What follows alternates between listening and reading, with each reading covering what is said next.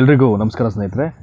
ಕಳೆದ ಕ್ಲಾಸಲ್ಲಿ ಶೈಶವಾವಸ್ಥೆ ಮತ್ತು ಬಾಲ್ಯಾವಸ್ಥೆಯ ಬಗ್ಗೆ ನಾವು ಹಲವಾರು ಮಾಹಿತಿಯನ್ನು ಕಲೆ ಹಾಕೊಂಡಿದ್ವಿ, ತಿಳ್ಕೊಂಡಿದ್ವಿ. ಆ್ಯಂಡ್ ಈ ಒಂದು ತರಗತಿಯಲ್ಲಿ ಅಡಾಲ್ಸೆನ್ಸ್ ಅಂತಾರೆ, ದಟ್ ಮೀನ್ಸ್ ತಾರುಣ್ಯಾವಸ್ಥೆ ಅಂತ ಹೇಳುವಂಥದ್ದು. ಇದನ್ನು it is a very important role ಇದು, and it is a very important stage also ಪ್ರತಿಯೊಬ್ಬರ ಬದುಕಲ್ಲಿ. ಬಟ್ ಹಾಳಾಗೋದು ಮತ್ತು ಉದ್ಧಾರ ಆಗೋದು ಎರಡೂ ಕೂಡ ನಮ್ಮ ಕೈಲಿರ್ತಕ್ಕಂಥ ಒಂದು ಅವಧಿ ಇದು ತಾರುಣ್ಯಾವಸ್ಥೆ ಅಂತಕ್ಕಂಥದ್ದು. It is going to be called as adolescence ಅಂತಾರೆ ಇಂಗ್ಲೀಷಲ್ಲಿ.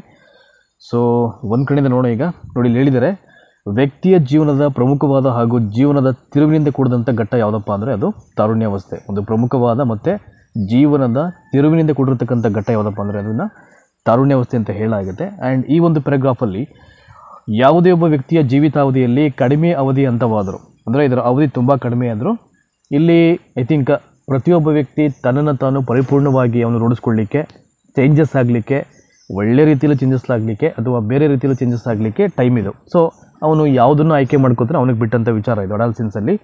ಸೊ ವ್ಯಕ್ತಿಯ ಜೀವಿತಾವಧಿಯಲ್ಲಿ ಕಡಿಮೆ ಅವಧಿಯ ಅಂತವಾದರೂ ದೈಹಿಕವಾಗಿ, ಮಾನಸಿಕವಾಗಿ, ಭಾವನಾತ್ಮಕವಾಗಿ, ಸಾಮಾಜಿಕವಾಗಿ, ಆಧ್ಯಾತ್ಮಿಕವಾಗಿ, ಲೈಂಗಿಕವಾಗಿ ಮಹತ್ತರವಾದ ಬದಲಾವಣೆಯನ್ನು ಕಾಣ್ತಕ್ಕಂಥ ಕಾಲ ಅಲ್ಲಿ ಯಾವುದಾದ್ರು ಇದ್ದರೆ, ಜೊತೆಗೆ ಪರಿಪಕ್ವತೆಯಡೆಗೆ ಸಾಗಿಸ್ತಕ್ಕಂಥ ಕಾಲ ಯಾವುದಪ್ಪ ಅಂದರೆ ಅದು ಅಡಾಲ್ಸೆನ್ಸ್, ದಟ್ ಈಸ್ ತಾರುಣ್ಯಾವಸ್ಥೆ ಅಂತ ಹೇಳ್ತಿರೋದನ್ನು.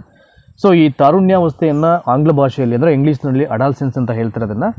ಸೊ ಮುಂದುವರೆದಂತೆ ನೋಡಿ, ಇಲ್ಲಿ ಹೇಳಿದರೆ ಈಗ ಸೊ ಇಂಗ್ಲೀಷಲ್ಲಿ ಅಡಾಲ್ಸೆನ್ಸ್ ಅಂತ ಹೇಳ್ತಿರೋದನ್ನು. ಸೊ ಅಡಾಲ್ಸೆನ್ಸ್ ಅಂತಕ್ಕಂಥ ಇಂಗ್ಲೀಷ್ ವರ್ಡು ಲ್ಯಾಟಿನ್ ಭಾಷೆಯ ಅಡಾಲ್ಸರ್. ನೋಡಿ, ಇಂಗ್ಲೀಷ್ ವರ್ಡ್ ಯಾವುದೋ ಅದು ಅಡಾಲ್ಸೆನ್ಸ್ ಅಂತ. ಅಡಾಲ್ಸೆನ್ಸ್ ಅಂತಕ್ಕಂಥ ಇಂಗ್ಲೀಷ್ ವರ್ಡ್ ಇಲ್ಲಿಂದ ಬಂದಿದೆ, ಕೇಮ್ ಫ್ರಮ್ ಲ್ಯಾಟಿನ್ ಅದು. ಸೊ ಲ್ಯಾಟಿನ್ ಭಾಷೆಯ ಅಡಾಲ್ಸರ್ ಅಂತಕ್ಕಂಥ ಒಂದು ವರ್ಡಿಂದ ಬಂದಿರುವಂಥದ್ದು. ಸೊ ಹಾಗಾದರೆ ಅಡಾಲ್ಸರ್ ಅಂದರೆ ಏನು? ಗ್ರೋ ಟು ಮೆಚುರಿಟಿ ಅಂತ, ಪರಿಪಕ್ವತೆಯೆಡೆಗೆ ಸಾಗೋದು, ಗ್ರೋ ಟು ಮೆಚುರಿಟಿ ಅಂತ ಅದು ಮೀನಿಂಗ್ ಆಗುತ್ತೆ. ಇವೆಲ್ಲ ಕೇಳ್ಬೋದು ನಿಮಗೆ, ನೇರವಾಗಿ ಕೇಳ್ತಕ್ಕಂಥ ಪ್ರಶ್ನೆಗಳಿಗೆ ತುಂಬ ಹೆಲ್ಪ್ ಆಗುತ್ತೆ.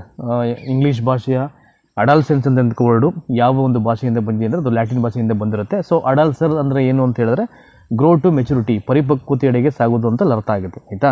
ಇಲ್ಲಿ ಅದರ ಅವಧಿಯನ್ನು ಕೊಟ್ಟಿದ್ದಾರೆ. ಇಲ್ಲಿ ತಾರುಣ್ಯಾವಸ್ಥೆಯ ಅವಧಿಯ ವಯಸ್ಸನ್ನು ನಿರ್ದಿಷ್ಟವಾಗಿ ಹೇಳುವುದು ಕಷ್ಟ, ಅಂದರೆ ಸ್ಪೆಸಿಫಿಕ್ ಆಗಿ ಅದನ್ನು ಯಾರು ಹೇಳಿಲ್ಲ, ಅದನ್ನು ಇಲ್ಲಿಂದ ಇಲ್ಲಿವರೆಗೆ ಅಂತ. ಬಟ್ ಅದನ್ನು ಒಂದು ಅಪ್ರಾಕ್ಸಿಮೇಟಾಗಿ ಹೇಳಿದರೆ ಎಲ್ಲಿಂದ ಇಲ್ಲಿವರೆಗೆ ಅಂತ ಹಲವಾರು ಮನೋವಿಜ್ಞಾನಿಗಳು. ನೋಡಿ, ಇಲ್ಲಿ ಈ ಅವಧಿ 12 ವರ್ಷದಿಂದ ಆರಂಭವಾಗಿ 18 ವರ್ಷಕ್ಕೆ ಕೊನೆಗೊಳ್ಳುತ್ತೆ ಅಂತ ಕೆಲವರು ವಾದ ಮಾಡಿದ್ರೆ, ಮತ್ತಷ್ಟು ಮನೋವಿಜ್ಞಾನಿಗಳು 13 ವರ್ಷದಿಂದ ಆರಂಭವಾಗಿ 19 ವರ್ಷದವರೆಗೂ ಇರುತ್ತೆ ಅಂತ ಹೇಳಿದ್ದಾರೆ. ಇನ್ನು ಕೆಲವರು 13 ವರ್ಷದಿಂದ ಆರಂಭವಾಗಿ 19 ವರ್ಷದವರೆಗೆ ಇರುತ್ತೆ ಅಂತ ವಾದ ಮಾಡ್ತಾರೆ. ಸೊ ಇವೆಲ್ಲವನ್ನು ಕನ್ಸಿಡರ್ ಮಾಡಿ ಒಟ್ಟಾರೆಯಾಗಿ ನಾವು ಹೇಳಬೇಕು ಅಂದರೆ ಆಯಾ ದೇಶದ ವಾಯುಗುಣ ಮತ್ತು ಆಹಾರ ಪದ್ಧತಿಯನ್ನು ಅವಲಂಬಿಸಿರುತ್ತೆ. ಕೆಲವೊಂದು ಕಡೆ 13ರಿಂದ 19 ಇರುತ್ತೆ, ಕೆಲವೊಂದು ಕಡೆ ಅಲ್ಲಿನ ವಾಯುಗುಣ ಮತ್ತು ಆಹಾರದ ಪದ್ಧತಿಯನ್ನು ಆರಿಸ್ಕೊಂಡು 13ರಿಂದ 18 ಆಗಿರ್ಬೋದು. ಮತ್ತು ಕೆಲವೊಂದು ಕಡೆ ಸೊ ಅಗೇನ್ 12ರಿಂದನೇ ಅದು ಆರಂಭ ಆಗ್ಬೋದು. ಇವೆಲ್ಲ ಇರುತ್ತೆ, ಆಯಿತಾ. ಸೊ ನೆಕ್ಸ್ಟ್ ಇಲ್ಲಿ ಹೇಳಿದ್ದಾರೆ ಭಾರತ ದೇಶದಲ್ಲಿ, ಸೊ ಸ್ಕಾಲಪ್ ಮಾಡ್ತೀನಿ ನಾನು ಹಾಗೆಯೇ, ಐ ಆಮ್ ಗೋಯಿಂಗ್ ಟು ಸ್ಕಾಲಪ್ ಈ ಪ್ಯಾರಾಗ್ರಾಫಲ್ಲಿ. ಭಾರತ ದೇಶದಲ್ಲಿ 12ರಿಂದ 18ರವರೆಗಿನ ವಯಸ್ಸು ಎಂದು ಅಭಿಪ್ರಾಯಪಡಲಾಗಿದೆ. ನಮ್ಮ ಇಂಡಿಯಾದಲ್ಲಿ ಈ ಅವಧಿಯ 1 ವರ್ಷ ಮುಂಚಿತವಾಗಿಯೇ ಹೆಣ್ಣು ಮಗು ತಾರುಣ್ಯಾವಸ್ಥೆಗೆ ಬರುತ್ತೆ ಅಂತ. ಅಂದರೆ ಅಲ್ಲಿನ ನಾವು ಈ ದೇಶದ ವಾಯುಗುಣ ಮತ್ತು ಆಹಾರ ಪದ್ಧತಿಗೆ ಅನುಗುಣವಾಗಿ ಅವರು 1 ವರ್ಷದ ಒಳಗಾಗಿಯೇ ಈ ಒಂದು ಹೆಣ್ಣು ಮಗು ಅಂತಕ್ಕಂಥದ್ದು ತಾರುಣ್ಯಾವಸ್ಥೆಗೆ ಬರುತ್ತೆ ಅಂತಕ್ಕಂಥದ್ದು ಇಲ್ಲಿ ಅದನ್ನು ಅಭಿಪ್ರಾಯಪಟ್ಟಿರುವಂಥದ್ದು. ನೋಡಿ, ಇಲ್ಲಿ ಒಂದು 4 ಹಂತಗಳಿದೆ ಅಡಾಲ್ಸೆನ್ಸಲ್ಲಿ, ದ ಇಂಪಾರ್ಟೆಂಟ್ 4 ಸ್ಟೆಪ್ಸು. ಅಂದರೆ ಇವೆಲ್ಲ ನಿಮಗೆ ಮ್ಯಾಥ್ಸ್ ಆಫ್ ಲೈನ್ ಟೈಪಲ್ಲಿ ಕೇಳ್ಬೋದು. ಪಾರ್ಟ್ ಎನಲ್ಲಿ ಹದಿಹರೆಯ ಅಂತ, ಪ್ರಾರಂಭದ ತಾರುಣ್ಯ, ಮಧ್ಯ ತಾರುಣ್ಯ, ಅನಂತರ ತಾರುಣ್ಯ ಅಂತ. ಪಾರ್ಟ್ ಬಿನಲ್ಲಿ ಈ ಪ್ರತಿಯೊಂದು ಹಂತಗಳ ಅವಧಿಗಳನ್ನು ಆ ಕಡೆ ಈ ಕಡೆ ಕೊಟ್ಟಿರ್ತಾರೆ, ನಾವು ಮ್ಯಾಚ್ ಮಾಡಬೇಕಾಗುತ್ತೆ. ಸೊ ಅಂಥ ಒಂದು ಪ್ರಶ್ನೆಗಳಿಗೆ ನಿಮಗೆ ಯೂಸ್ ಆಗುತ್ತೆ ಇದು. ಸೊ ಇಲ್ಲಿ ನೋಡಿ, ಫಸ್ಟ್ ಒನ್ನು ಹದಿಹರೆಯದ ಅಂತ ಅಂತಿದೆ, 4 ಹಂತಗಳು ಬರುತ್ತೆ. ಸೊ ಹದಿಹರೆಯದ ಅಂತ ಇದರ ಅವಧಿ 11ರಿಂದ 12 ವರ್ಷ, ಪ್ರಾರಂಭದ ತಾರುಣ್ಯ ಬಂದು 12ರಿಂದ 15, ಮಧ್ಯ ತಾರುಣ್ಯ ಬಂದು 15ರಿಂದ 18, ಕೊನೆಯದಾಗಿ ಅನಂತರ ತಾರುಣ್ಯ ಬಂದುಬಿಟ್ಟು ಸೊ 19 to 21 ಆಗುತ್ತೆ ಈಗ. ಸೊ ಎಲ್ಲವೂ ಕೂಡ ಆರ್ಡ್ರ್ ವೈಸ್ ಇದೆ, ಭಾಳ ಈಸಿಯಾಗಿ ನೀವು ಅದನ್ನು ಅಭ್ಯಾಸ ಮಾಡ್ಕೊಳ್ಳಿಕ್ಕೆ ಅನುಕೂಲ ಆಗುತ್ತೆ. ನೋಡಿ, ಹದಿಹರೆಯದ ಅಂತ ಬಂದು 11 to 12, ಪ್ರಾರಂಭದ ತಾರುಣ್ಯ ಬಂದು 12 to 15, ಮಧ್ಯ ತಾರುಣ್ಯ 15 to 18, ಅನಂತರ ತಾರುಣ್ಯ 19ರಿಂದ 21ವರೆಗೆ, ಆಯಿತಾ. ಇನ್ನು ಈ ಅಡಾಲ್ಸೆನ್ಸ್ ಅಂದರೆ ಏನು, ಇದಕ್ಕೆ ಸಂಬಂಧಪಟ್ಟಾಗಿ ಹಲವಾರು ವಿಜ್ಞಾನಿಗಳು ಹಲವಾರು ರೀತಿಯಲ್ಲಿ ವ್ಯಾಖ್ಯಾನವನ್ನು ಮಾಡಿದ್ದಾರೆ. ಕ್ವಿಕ್ಕಾಗಿ ಎಲ್ಲವನ್ನು ನೋಡೋಣ ಈಗ.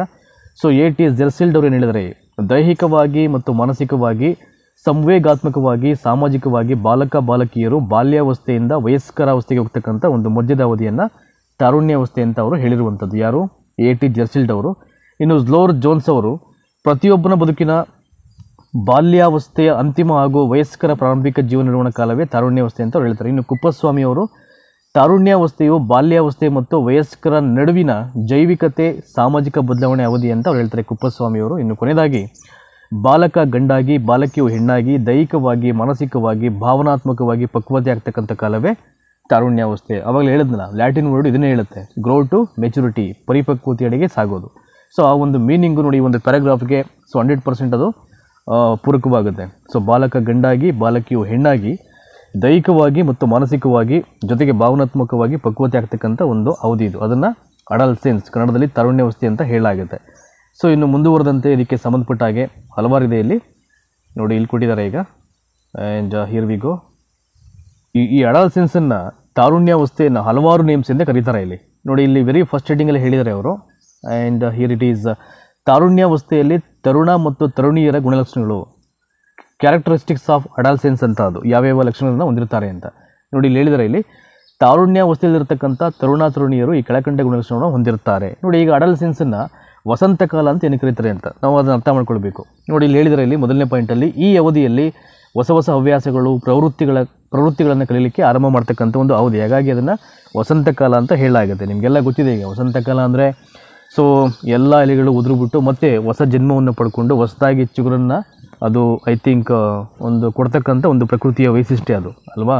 ಹೊಸದಾಗಿ ಚಿಗುರನ್ನು ನಾವು ಕಾಣ್ತಕ್ಕಂಥ, ನೋಡ್ತಕ್ಕಂಥ ಒಂದು ಕ್ರಿಯೆ ಅದು. ಅದೇ ರೀತಿ ಇಲ್ಲಿ ಸೊ ಹೊಸ ಹವ್ಯಾಸಗಳನ್ನು ಕಲೀಲಿಕ್ಕೆ ಅವಕಾಶ ಇರುತ್ತೆ ಅವರಿಗೆ, ಹೊಸ ಹೊಸ ಪ್ರವೃತ್ತಿಯನ್ನು ಕಲಿತುಕೊಳ್ಳಲಿಕ್ಕೆ ಅವರು ಆರಂಭ ಮಾಡ್ತಾರೆ. ಹಾಗಾಗಿ ಇದನ್ನು ತಾರುಣ್ಯಾವಸ್ಥೆ, ವಸಂತಕಾಲ ಅಂತ ಹೇಳಲಾಗುತ್ತೆ. ಹಾಗೆಯೇ ಈ ತಾರುಣ್ಯಾವಸ್ಥೆಯನ್ನು ಬೆಳವಣಿಗೆಯ ಬುಗ್ಗೆ ಅಂತ ಹೇಳ್ತಾರೆ. ದ ರೀಸನ್ ಬಿಹೈಂಡ್, ತಾರುಣ್ಯಾವಸ್ಥೆಯಲ್ಲಿ ಹಾರ್ಮೋನ್ಗಳ ಸ್ರವಿಕೆಯಿಂದ ಕಡಿಮೆ ಅವಧಿಯಲ್ಲಿ ದೈಹಿಕವಾಗಿ ಬೆಳವಣಿಗೆ, ಲೈಂಗಿಕ ಬದಲಾವಣೆಗೆ, ಸಾಮಾಜಿಕವಾಗಿ ಭಾವನಾತ್ಮಕ ಶೀಘ್ರಗತಿಯಲ್ಲಿ ಬದಲಾವಣೆ ಉಂಟಾಗುವುದರಿಂದ ಈ ಅವಧಿಗೆ ಬೆಳವಣಿಗೆಯ ಬುಗ್ಗೆ ಅಂತ ಕರೆಯಲಾಗುತ್ತೆ. ಸೊ ಅಡಲ್ಸೆನ್ಸ್ಗೆ ಬಂತು ಅಂದರೆ ಸೊ ದೈಹಿಕವಾಗಿ ಅವರು ಬೆಳಲಿಕ್ಕೆ ಅದು ಐ ಥಿಂಕ್ ಬದಲಾಗ್ತಕ್ಕಂಥ ಒಂದು ಅವಧಿ ಅದು, ಆಯಿತಾ, ಅಡಲ್ಸೆನ್ಸ್. ಹಾಗಾಗಿ ಇದನ್ನು ಬೆಳವಣಿಗೆಯ ಬುಗ್ಗೆ ಅಂತ ನಾವು ಕರೆಯಲಾಗುತ್ತೆ ಅಂತ. ನೆಕ್ಸ್ಟು ಅಡಲ್ಸೆನ್ಸನ್ನು ಆವೇಶ ಕಾಲ ಅಂತಲೂ ಕೂಡ ಕರೀತಾರೆ ಇಲ್ಲಿ, ಆವೇಶ ಕಾಲ. ಸೊ ಏನಂಗಂದರೆ ಇಲ್ಲಿ ತಾರುಣ್ಯಾವಸ್ಥೆಯು ತರುಣಿಯಲ್ಲಿ ಉಂಟಾದಂಥ ಗಮನಾರ್ಹವಾದ ಬೆಳವಣಿಗೆಯ ಬುಗ್ಗೆಯಿಂದ ಅವರಲ್ಲಿ ಗೊಂದಲವನ್ನು ಉಂಟು ಮಾಡಿ ಉದ್ವೇಗ, ಆವೇಶ ಒಳಗಾಗುವುದರಿಂದ ಈ ಕಾಲವನ್ನು ಉದ್ವೇಗ ಹಾಗೂ ಆವೇಶ ಕಾಲ ಅಂತ ಇಲ್ಲಿ ಹೇಳಲಾಗುತ್ತೆ ಅಂತ. ಸೊ ಹಾಗಾಗಿ ನೋಡಿ, ಪ್ರತಿಯೊಂದು ಪಾಯಿಂಟನ್ನು ಅಲ್ಲೇ ಮೆನ್ಷನ್ ಮಾಡಿದರೆ, ಅಂದರೆ ಈ ಅಡಲ್ಸೆನ್ಸ್ಗೆ ಎಷ್ಟು ನೇಮ್ಸ್ ಇದೆ ಅಷ್ಟು ನೇಮ್ಸನ್ನು ನೀವು ಪ್ರಾಕ್ಟೀಸ್ ಮಾಡಬೇಕು. ಬಟ್ ಯಾವುದೇ ರೀತಿಯಲ್ಲಿ ಕ್ವಶನ್ ಕೇಳೋದು ಕೂಡ ಅದಕ್ಕೆ ಸಂಬಂಧಪಟ್ಟಂಥ ಒಂದು ಇನ್ಫಾರ್ಮೇಷನ್ಸು ನೀವು ಗ್ರಹಿಸಿದ್ದೇ ಆದರೆ ಭಾಳ ಸುಲಭವಾಗಿ ನೀವು ಅದನ್ನು ಆಯ್ಕೆ ಮಾಡಲಿಕ್ಕೆ ನಿಮಗೆ ಅದು ಅವಕಾಶ ಆಗುತ್ತೆ. ನೋಡಿ 4th ಪಾಯಿಂಟಲ್ಲಿ ಬಂದು, ಸೊ ಇದೇ ಅಡಲ್ಸೆನ್ಸನ್ನು ಮಾರ್ಗ ಮಧ್ಯದ ಕಾಲ ಅಂತ ಹೇಳ್ತಾರೆ ಇಲ್ಲಿ ನೋಡಿ. ಇಲ್ಲೊಂದಷ್ಟು ಅಂಶಗಳಿದೆ. ತಾರುಣ್ಯಾವಸ್ಥೆಯು ಬಾಲ್ಯಾವಸ್ಥೆಯ ಅಂತ್ಯದಿಂದ ವಯಸ್ಕತನದ ಪ್ರಾರಂಭದ ನಡುವೆ ಉಂಟಾಗಿರುವುದರಿಂದ ಈ ಅವಧಿಯನ್ನು ಮಾರ್ಗ ಮಧ್ಯದ ಕಾಲ, ಅಂದರೆ ಒಂದು ಟೈಮ್ ಪೀರಿಯಡ್ ಬಗ್ಗೆ ಹೇಳ್ತಾ ಇದೆ ನೋಡಿ. ಎಲ್ಲಿಂದ ಬಾಲ್ಯಾವಸ್ಥೆಯ ಅಂತ್ಯದಿಂದ ನೋಡಿ ಆರಂಭ ಆಗೋದಿಲ್ಲಿ ವಯಸ್ಕತನದ ಪ್ರಾರಂಭದ ನಡುವೆ, ಸೊ ಬಿಟ್ವೀನ್ ಅದು ಟೈಮ್ ಇರೋದ್ರಿಂದ ಅದನ್ನು ಇಲ್ಲಿ ಮಾರ್ಗ ಮಧ್ಯದ ಕಾಲ ಅಂತ ಹೇಳ್ತಾರೆ. ಸೊ ಮತ್ತೊಂದಾಗಿ ಇದನ್ನು ಸ್ವಾವಲಂಬನೆಯ ಅವಧಿ ಅಂತ ಹೇಳ್ತಾರೆ. ಸೊ ಅದಕ್ಕೆ ರೀಸನ್ ಬೇಕಲ್ಲ, ಏನಕ್ಕೆ ಸ್ವಾವಲಂಬನೆ ಅವಧಿ ಅಂತ ಹೇಳ್ತಾರೆ ಅಂದರೆ ನೋಡಿ, ಇಲ್ಲಿ ಕೊಟ್ಟಿದ್ದಾರೆ ಇಲ್ಲಿ 5th ಪಾಯಿಂಟಲ್ಲಿ, ತಾರುಣ್ಯಾವಸ್ಥೆಯಲ್ಲಿ ತರುಣ ಹಾಗೂ ತರುಣಿಯರು ಸ್ವಾತಂತ್ರ್ಯ ಸ್ವಾವಲಂಬನೆ, ಆರ್ಥಿಕ ಸ್ವಾವಲಂಬನೆಯನ್ನು ಹೊಂದಿರೋದ್ರಿಂದ ಈ ಅವಧಿಯನ್ನು ಸ್ವಾವಲಂಬನೆಯ ಅವಧಿ ಅಂತ ಕರೀತಾರೆ. ಸೊ ಡಿಪೆಂಡೆನ್ಸಿ ಅಂತ ಅನ್ನೋದು ಕಡಿಮೆ ಆಗ್ತಾ ಇರುತ್ತೆ. ಸೊ ನಾವೇ ಸ್ವಂತ ಏನಾದರೂ ಮಾಡಬೇಕಾಗುತ್ತೆ, ವರ್ಕ್ ಮಾಡಬೇಕಾಗುತ್ತೆ. ಸೊ ಹೊಸ ವಿಚಾರಗಳನ್ನು ನಾವೇ ಕಲಿಬೇಕಾಗಿರುತ್ತೆ. ಈ ಒಂದು ಆ್ಯಕ್ಟಿವಿಟೀಸು ಈ ಒಂದು ಏಜಲ್ಲಿ ಬರೋದ್ರಿಂದ ಅದನ್ನು ಸೊ ಭಾಳ ಸುಲಭವಾಗಿ ಸ್ವಾವಲಂಬನೆಯ ಅವಧಿ ಅಂತ ಹೇಳಲಾಗುತ್ತೆ. ಸೊ ನೆಕ್ಸ್ಟು ಈಗ 6ನೇ ಪಾಯಿಂಟಿಗೆ ಬಂದರೆ ನೀವು ನೋಡಿ, ಇಲ್ಲಿ ಆಕರ್ಷಣೀಯ ಕಾಲ ಅಂತ ಕರೀತಾರೆ ಅದನ್ನು, and the time of attraction ಅಂತ ಇಂಗ್ಲೀಷಲ್ಲಿ. ತಾರುಣ್ಯಾವಸ್ಥೆಯಲ್ಲಿ ತರುಣಿಯರಲ್ಲಿ ಲೈಂಗಿಕ ಗ್ರಂಥಿಗಳನ್ನು, ಲೈಂಗಿಕ ರಸದೂತಗಳನ್ನು ಸ್ರವಿಸುವುದರಿಂದ ದೇಹದಲ್ಲಿ ಲೈಂಗಿಕ ಗುಣಗಳು ಕಾಣಿಸಿಕೊಳ್ಳುತ್ತವೆ. ಹಾರ್ಮೋನುಗಳು ಸಕ್ರಿಯತೆಯಿಂದಾಗಿ ವಿರುದ್ಧ ಲಿಂಗಗಳ ನಡುವೆ ಆಕರ್ಷಣೆ ಪ್ರಾರಂಭವಾಗುತ್ತದೆ. ಇದನ್ನು ಆಕರ್ಷಣೀಯ ಕಾಲ ಅಂತ ಹೇಳ್ತಾರೆ. ನಾನು ಆರಂಭದಲ್ಲಿ ಹೇಳಿದೆ, ಸೊ ಅಡಲ್ಸೆನ್ಸ್ ಅಂತಕ್ಕಂಥದ್ದು ನನ್ನ ಲೈಫನ್ನು ಉದ್ಧಾರ ಮಾಡ್ಕೊಳ್ಳಿಕ್ಕೂ ಸಾಕ್ಷಿ ಆಗುತ್ತೆ, ಅಟ್ ದ ಸೇಮ್ ಟೈಮು ನಮ್ಮ ಲೈಫನ್ನು ಹಾಳು ಮಾಡ್ಕೊಳ್ಳೋಕ್ಕೂ ಇದು ಸಾಕ್ಷಿ ಆಗುತ್ತೆ. ಸೊ ನಾವು ಏನನ್ನು ಆಯ್ಕೆ ಮಾಡ್ಕೋತೀವಿ ಡಿಪೆಂಡ್ ಅಪಾನ್ ಅದಕ್ಕೆ ಸಂಬಂಧಪಟ್ಟಂಥ ಒಂದು ಟೈಮ್ ಇದು ಅಡಲ್ಸೆನ್ಸು. ಸೊ ನಾವು we're into the point number 7ನಲ್ಲಿ ವಿಮರ್ಶಾತ್ಮಕವಾಗಿ ಪ್ರಶ್ನೆ ಮಾಡ್ತಕ್ಕಂಥ ಕಾಲ. ಅಂದರೆ ಒಂದೊಂದು ಟರ್ಮನ್ನು ದಾಟ್ತಾ ಏನಾಗುತ್ತೆ, ನಮಗೆ ಏನೇ ಕೆಲಸವನ್ನು ಮಾಡಬೇಕಾದ್ರೂ ಅಥವಾ ಏನಾದರೂ ಹೇಳಿದಾಗ ಅದನ್ನು ಒಂದೇ ಸಲಕ್ಕೆ ಒಪ್ಕೊಳ್ದೇನೆ ನಾವು ಪ್ರಶ್ನೆಗಳನ್ನು ಮಾಡಲಿಕ್ಕೆ ಪ್ರಿಪೇರ್ ಮಾಡ್ಕೊತೀವಿ ನಾವು. ಹಾಗಾಗಿ ಇದನ್ನು ವಿಮರ್ಶಾತ್ಮಕವಾಗಿ ಪ್ರಶ್ನೆ ಮಾಡ್ತಕ್ಕಂಥ ಟೈಮ್ ಅಂತ ಹೇಳುವಂಥದ್ದು. ನೋಡಿ ಇಲ್ಲಿ ಕೊಟ್ಟಿದ್ದಾರೆ, ತಾರುಣ್ಯಾವಸ್ಥೆಯಲ್ಲಿ ತರುಣಿಯರಲ್ಲಿ ಮಾನಸಿಕ ಪ್ರೌಢಿಮೆ ಉಂಟಾಗಿ ಪ್ರತಿಯೊಂದು ವಿಷಯವನ್ನು ವಿಶ್ಲೇಷಣೆ ಮಾಡಿ, ವಿಮರ್ಶೆ ಮಾಡಿ, ಪ್ರಶ್ನೆ ಮಾಡ್ತಕ್ಕಂಥ ಗುಣವನ್ನು ಹೊಂದಿರುತ್ತಾರೆ. ಪ್ರತಿಯೊಂದನ್ನು ಏಕೆ, ಹೇಗೆ ಮತ್ತು ಅದಕ್ಕೆ ಸಂಬಂಧಪಟ್ಟಂಥ ಕಾರಣವನ್ನು ಅವರು ಕೇಳಿ ಅದನ್ನು ಅರ್ಥ ಮಾಡಿಕೊಂಡು ಆ ಇಡೀ ಪ್ರಕ್ರಿಯೆಯನ್ನು ಅಥವಾ ಇಡೀ ವಿಚಾರವನ್ನು ಅರ್ಥ ಮಾಡ್ಕೊಳ್ಳಿಕ್ಕೆ ಅವರು ಪ್ರಯತ್ನ ಮಾಡ್ತಾರೆ. ಹಾಗಾಗಿ ಇದನ್ನು ವಿಮರ್ಶಾತ್ಮಕವಾಗಿ ಪ್ರಶ್ನೆ ಮಾಡ್ತಕ್ಕಂಥ ಕಾಲ ಅಂತ ಕರೆಯಲಾಗುತ್ತೆ ಅಂತ. ಇನ್ನೂ ಒಂದು ಹೆಸರು ಇದಕ್ಕೆ ಆಯ್ಕೆ ಕಾಲ. ನೋಡಿ ಇಲ್ಲಿ ತಾರುಣ್ಯಾವಸ್ಥೆಯಲ್ಲಿ ತರುಣಿಯರಲ್ಲಿ ಸ್ವತಂತ್ರವಾಗಿ ಜೀವನ ನಡೆಸಬೇಕು ಹಾಗೂ ಬಾಳ ಸಂಗಾತಿಯನ್ನು ಆಯ್ಕೆ ಮಾಡಿಕೊಳ್ಳಲು ಆರಂಭವಾದ್ದರಿಂದ ಇದನ್ನು ಆಯ್ಕೆ ಕಾಲ ಅಂತ ಹೇಳ್ತಾ ಇದ್ದಾರೆ. ಪ್ರತಿಯೊಬ್ಬರಿಗೂ ಯಾರನ್ನು ಆಯ್ಕೆ ಮಾಡ್ಕೊಳ್ಬೇಕು, ಯಾವ ರೀತಿ ಆಯ್ಕೆ ಮಾಡ್ಕೊಳ್ಬೇಕು, ಸೊ ನಾವು ಹೇಗೆ ಲೈಫ್ನಲ್ಲಿ ಲೀಡ್ ಮಾಡೋಕ್ಕೆ ಸಾಧ್ಯ, ಒಂದು ಒಬ್ಬರನ್ನ ಆಯ್ಕೆ ಮಾಡ್ಕೊಂಡು ನಂತರದಲ್ಲಿ ಇವೆಲ್ಲ ಚಿಂತನೆಗಳು ಇಲ್ಲಿ ಆರಂಭ ಆಗುತ್ತೆ. ಹಾಗೆ ಇದನ್ನು ಸೊ ಆಯ್ಕೆ ಕಾಲ ಅಂತ ಹೇಳಲಾಗುತ್ತೆ ಅಂತ. ಸೊ ನೆಕ್ಸ್ಟು ಇನ್ನೂ ಸುಮಾರು 18 ಹೆಸರುಗಳಿದೆ ಇದಕ್ಕೆ. ನೋಡಿ ಇಲ್ಲೊಂದಿದೆ, ಈಗ 9ನೇದು ವ್ಯಕ್ತಿ ಪೂಜೆಯ ಕಾಲ ಅಂತ ಇಲ್ಲಿ ಕರೀತಿದ್ದನ್ನು. ಸೊ ಈ ಹಂತದಲ್ಲಿ ತರುಣ ಮತ್ತು ತರುಣಿಯರು ತನಗೆ ಪ್ರಿಯವಾದ ಹಾಗೂ ತನ್ನ ಅಭಿರುಚಿಗಳಿಗೆ ತಕ್ಕಂತಹ ವ್ಯಕ್ತಿಯನ್ನು ಆಯ್ಕೆ ಮಾಡಿಕೊಂಡು ಅವರ ಶೈಲಿಯನ್ನು ಅನುಕರಣೆ ಮಾಡುತ್ತಾ ಅವರನ್ನು ಆರಾಧನೆ ಮಾಡ್ತಾರೆ. ಇದರಲ್ಲಿ ಸೊ ಅವರಿಗೆ ಬೇಕಾದ ರೀತಿಯಲ್ಲಿ ಯಾರಿಗೆ ಸೂಕ್ತವಾದಂಥ ವ್ಯಕ್ತಿ ಆಗ್ತಾರೋ ಅವ್ರನ್ನ ಆಯ್ಕೆ ಮಾಡಿಕೊಂಡು ಆ ವ್ಯಕ್ತಿ ಪೂಜೆಯನ್ನು ಮಾಡುವಂಥ, ಅದರಲ್ಲಿ ಅವರಲ್ಲಿರ್ತಕ್ಕಂಥ ಕೆಲವೊಂದು ಆ್ಯಕ್ಟಿವಿಟೀಸನ್ನು, ಥಾಟ್ಸನ್ನು ಇವರಿಗೆ ಪೂರಕವಾಗಿ ಅದನ್ನು ಅಡಾಪ್ಟ್ ಮಾಡ್ಕೊಳ್ತಾ ಹೋಗ್ತಾರೆ. ಹಾಗಾಗಿ ಅದನ್ನು ಇಲ್ಲಿ ವ್ಯಕ್ತಿ ಪೂಜೆಯ ಕಾಲ ಅಂತ ಅಲ್ಲಿ ಸೊ ಹೇಳಲಾಗುತ್ತೆ. ಆವೇಶ ಹಾಗೂ ಉದ್ವೇಗದ ಕಾಲಾಂತರ. ಏನಕ್ಕೆ ಆವೇಶ ಹಾಗೂ ಉದ್ವೇಗದ ಕಾಲಾಂತರ? ಈ ಹಂತದಲ್ಲಿ ತನ್ನ ದೇಹದಲ್ಲಿ ಗಮನಾರ್ಹವಾದ ಬದಲಾವಣೆಯಿಂದ ಹಾಗೂ ನಿರ್ನಾಳ ಗ್ರಂಥಿ ಸ್ರವಿಕೆಯ ಫಲವಾಗಿ ಆವೇಶ ಹಾಗೂ ಉದ್ವೇಗ ಉಂಟಾಗುವುದಾದ್ದರಿಂದ ಈ ಕಾಲವನ್ನು ಆವೇಶ ಹಾಗೂ ಉದ್ವೇಗದ ಕಾಲ. ಸಾಕಷ್ಟು ಕೆಲವೊಂದು ವಿಚಾರಗಳಿಗೆ ಕೋಪವನ್ನು ಮಾಡ್ಕೊಳ್ತಕ್ಕಂಥ ಪ್ರವೃತ್ತಿ ಜಾಸ್ತಿ ಇರುತ್ತೆ. It is the reason behind. So ಹಾರ್ಮೋನ್ಸ್ಗಳ ಒಂದು ಇಲ್ಲೇನು ಹೇಳಿದರೆ ಗಮನಾರ್ಹವಾದ ಬದಲಾವಣೆ ಮತ್ತು ನಿರ್ನಾಳ ಗ್ರಂಥಿಗಳ ಸ್ರವಿಕೆಯ ಫಲವಾಗಿ ಸೊ ಈ ರೀತಿಯಾದಂಥ ಕೆಲವೊಂದು ಭಾವನೆಗಳು ಉಂಟಾಗುವಂಥದ್ದು ಈ ಒಂದು ಅಡಲ್ಸೆನ್ಸಲ್ಲಿ. ಹಾಗಾಗಿ ಅಡಲ್ಸೆನ್ಸನ್ನು ಆವೇಶ ಹಾಗೂ ಉದ್ವೇಗದ ಕಾಲ ಅಂತ ಕರೆಯಲಾಗುತ್ತೆ ಅಂತ. ನೆಕ್ಸ್ಟ್ ಇನ್ನೊಂದು ಅಶಿಸ್ತಿನ ಕಾಲ, ಇನ್ಡಿಸಿಪ್ಲಿನ್ ಟೈಮ್ ಅಂತಾರೆ ಇದನ್ನು, ಟರ್ಮ್ ಅಂತಾರೆ. ಅಥವಾ ತಾರುಣ್ಯಾವಸ್ಥೆಯಲ್ಲಿ ತರುಣೀಯರು ವಾದ ವಿವಾದ ಮಾಡುವುದು ಹಾಗೂ ಚೇಷ್ಟೆಗಳನ್ನು ಮಾಡುವುದರಿಂದ ಈ ಕಾಲವನ್ನು ಅಶಿಸ್ತಿನ ಕಾಲ ಅಂತ ಕರೆಯಲಾಗುತ್ತೆ. ಕೆಲವೊಬ್ಬರು ತುಂಬ ಕೆಲವರೆಲ್ಲ ಭಾಳ ಶಿಸ್ತಾಗಿ ಸೀರಿಯಸ್ ಆಗಿ ಸೊ ಲೈಫ್ ಬಗ್ಗೆ ಚಿಂತನೆಯನ್ನು ಮಾಡ್ತಾರೆ. ಅವ್ರು ಮಾಡ್ತಕ್ಕಂಥ ಕೆಲಸ ಆಗಿರ್ಬೋದು, ಅವರ ಓದಾಗಿರ್ಬೋದು, ತುಂಬ ಸೀರಿಯಸ್ನೆಸ್ ಆಗಿ ಅವರು ಒಳ್ಳೆಯ ರೀತಿಯಲ್ಲಿ ಟೈಮನ್ನು ಸ್ಪೆಂಡ್ ಮಾಡ್ತಾರೆ. ಬಟ್ ಇನ್ನು ಕೆಲವರು ಚೇಷ್ಟೆಯನ್ನು ಮಾಡೋದ್ರ ಮುಖಾಂತರವಾಗಿ ಅಥವಾ ಶಿಸ್ತಿನಿಂದ ನಡ್ಕೊಡದೆ ಅವರು ಇರತಕ್ಕಂಥ ಒಂದಷ್ಟು ವರ್ಗಗಳು ಇರುತ್ತೆ. ಹಾಗಾಗಿ ಅದನ್ನು ಈ ತಾರುಣ್ಯಾವಸ್ಥೆಯನ್ನು ಅಶಿಸ್ತಿನ ಕಾಲ ಅಂತ ಹೇಳಲಾಗುತ್ತೆ ಅಂತ. ವಾದ ಪ್ರತಿವಾದಗಳನ್ನು ಮಾಡುವಂಥದ್ದು, ತಮ್ಮದೇ ಸರಿ ಅಂತಕ್ಕಂಥ ವಾದ ಮಂಡಿಸುವಂಥದ್ದು ಇವೆಲ್ಲ ಇದ್ದೇ ಇರುತ್ತೆ ಈ ಒಂದು ಪೀರಿಯಡಲ್ಲಿ. ಹಾಗಾಗಿ ಇದನ್ನು ಅಶಿಸ್ತಿನ ಕಾಲ ಅಂತ ಹೇಳಲಾಗುತ್ತೆ. ಮತ್ತೊಂದು ಸಮಸ್ಯೆಯ ಕಾಲ. ಸೊ ಏನಕ್ಕೆ? ಈ ಹಂತದಲ್ಲಿ ತರುಣೀಯರು ಭಾವನಾತ್ಮಕ ಮತ್ತು ಮಾನಸಿಕವಾಗಿ ಸಾಮಾಜಿಕವಾಗಿ ಅನೇಕ ಸಮಸ್ಯೆಗಳನ್ನು ಎದುರಿಸೋದ್ರಿಂದ ಈ ಕಾಲವನ್ನು ಸಮಸ್ಯೆಯ ಕಾಲ ಅಂತ ಹೇಳಲಾಗುತ್ತೆ. ಮಾನಸಿಕವಾಗೂ ಒಂದಷ್ಟು ಸಮಸ್ಯೆ ಬರುತ್ತೆ ಮತ್ತು ಭಾವನಾತ್ಮಕವಾಗೂ ಕೂಡ ಸಮಸ್ಯೆಗಳನ್ನು ಅವ್ರು ಫೇಸ್ ಮಾಡಬೇಕಾಗುತ್ತೆ ಇಂಟರ್ನಲ್ಲಿ, ಆಯಿತಾ. ಸೊ ಹಾಗಾಗಿ ಇದನ್ನು ಸಮಸ್ಯೆಯ ಕಾಲ ಅಂತ ಹೇಳಲಾಗುತ್ತೆ. ನೆಕ್ಸ್ಟು ವೈಭವೀಕರಣದ ಕಾಲ. ನೋಡಿ 13ನೇ ಪಾಯಿಂಟು. ಏನಕ್ಕೆ ತಾರುಣ್ಯಾವಸ್ಥೆಯನ್ನು ವೈಭವೀಕರಣದ ಕಾಲ ಅಂತ ನಾವು ಹೇಳ್ತೀವಿ ಅಂತ? ಈ ಹಂತದಲ್ಲಿ ಬಾಲಕ ಹಾಗೂ ಬಾಲಕಿಯರು ತಮ್ಮ ಬಗ್ಗೆ ಹೆಚ್ಚು ಒಳಿಕೊಳ್ಳುವುದು, ನಮ್ಮ ಬೆನ್ನನ್ನು ನಾವೇ ತಟ್ಕೊಳ್ಳೋದು. ನಿಮ್ಗೆ ಭಾಳ ಈಸಿಯಾಗಿ ಹೇಳಬೇಕು ಅಂದರೆ ನಮ್ಮನ್ನು ನಾವೇ ಅಪ್ರಿಷಿಯೇಟ್ ಮಾಡೋದು, ನಮ್ಮ ಬೆನ್ನು ನಾವೇ ತಿಟ್ಕೊಳ್ಳೋದು. ಸೊ ಅದನ್ನಲ್ಲಿ ವೈಭವೀಕರಣದಕ್ಕಂತೆ ಒಂದು ಕಾಲ. ಅಂದರೆ ಎಲ್ಲರೂ ನನ್ನನ್ನೇ ಗುರುತಿಸಬೇಕು, ನನ್ನಿಂದ ಆಗಬೇಕು, ನಾನು ಅನ್ನೋದೇ ಇಟ್ಸ್ ಅಹಮದು. ಸೊ ಆ ಒಂದು ಪಾಯಿಂಟನ್ನು ಇಟ್ಕೊಂಡು ನನ್ನನ್ನೇ ಅಪ್ರಿಷಿಯೇಟ್ ಮಾಡ್ಕೊಳ್ಳಿಕ್ಕೆ ಅವರು ಸೊ ನಮ್ಮನ್ನೇ ಎಲ್ಲ ಉಗಳಬೇಕು, ಅಪ್ರಿಷಿಯೇಟ್ ಮಾಡಬೇಕು, ನಮ್ಮ ಬಗ್ಗೆನೇ ಮಾತಾಡಬೇಕು ಅಂತಕ್ಕಂಥ ಒಂದು ಅವಧಿ ಅದು. ಹಾಗಾಗಿ ಅದನ್ನು ವೈಭವೀಕರಣದ ಕಾಲ ಅಂತ ಹೇಳಲಾಗುತ್ತೆ ಅಂತ. ನೋಡಿ ಇಲ್ಲಿ ಕೊಟ್ಟಿದ್ದಾರೆ ಇಲ್ಲಿ.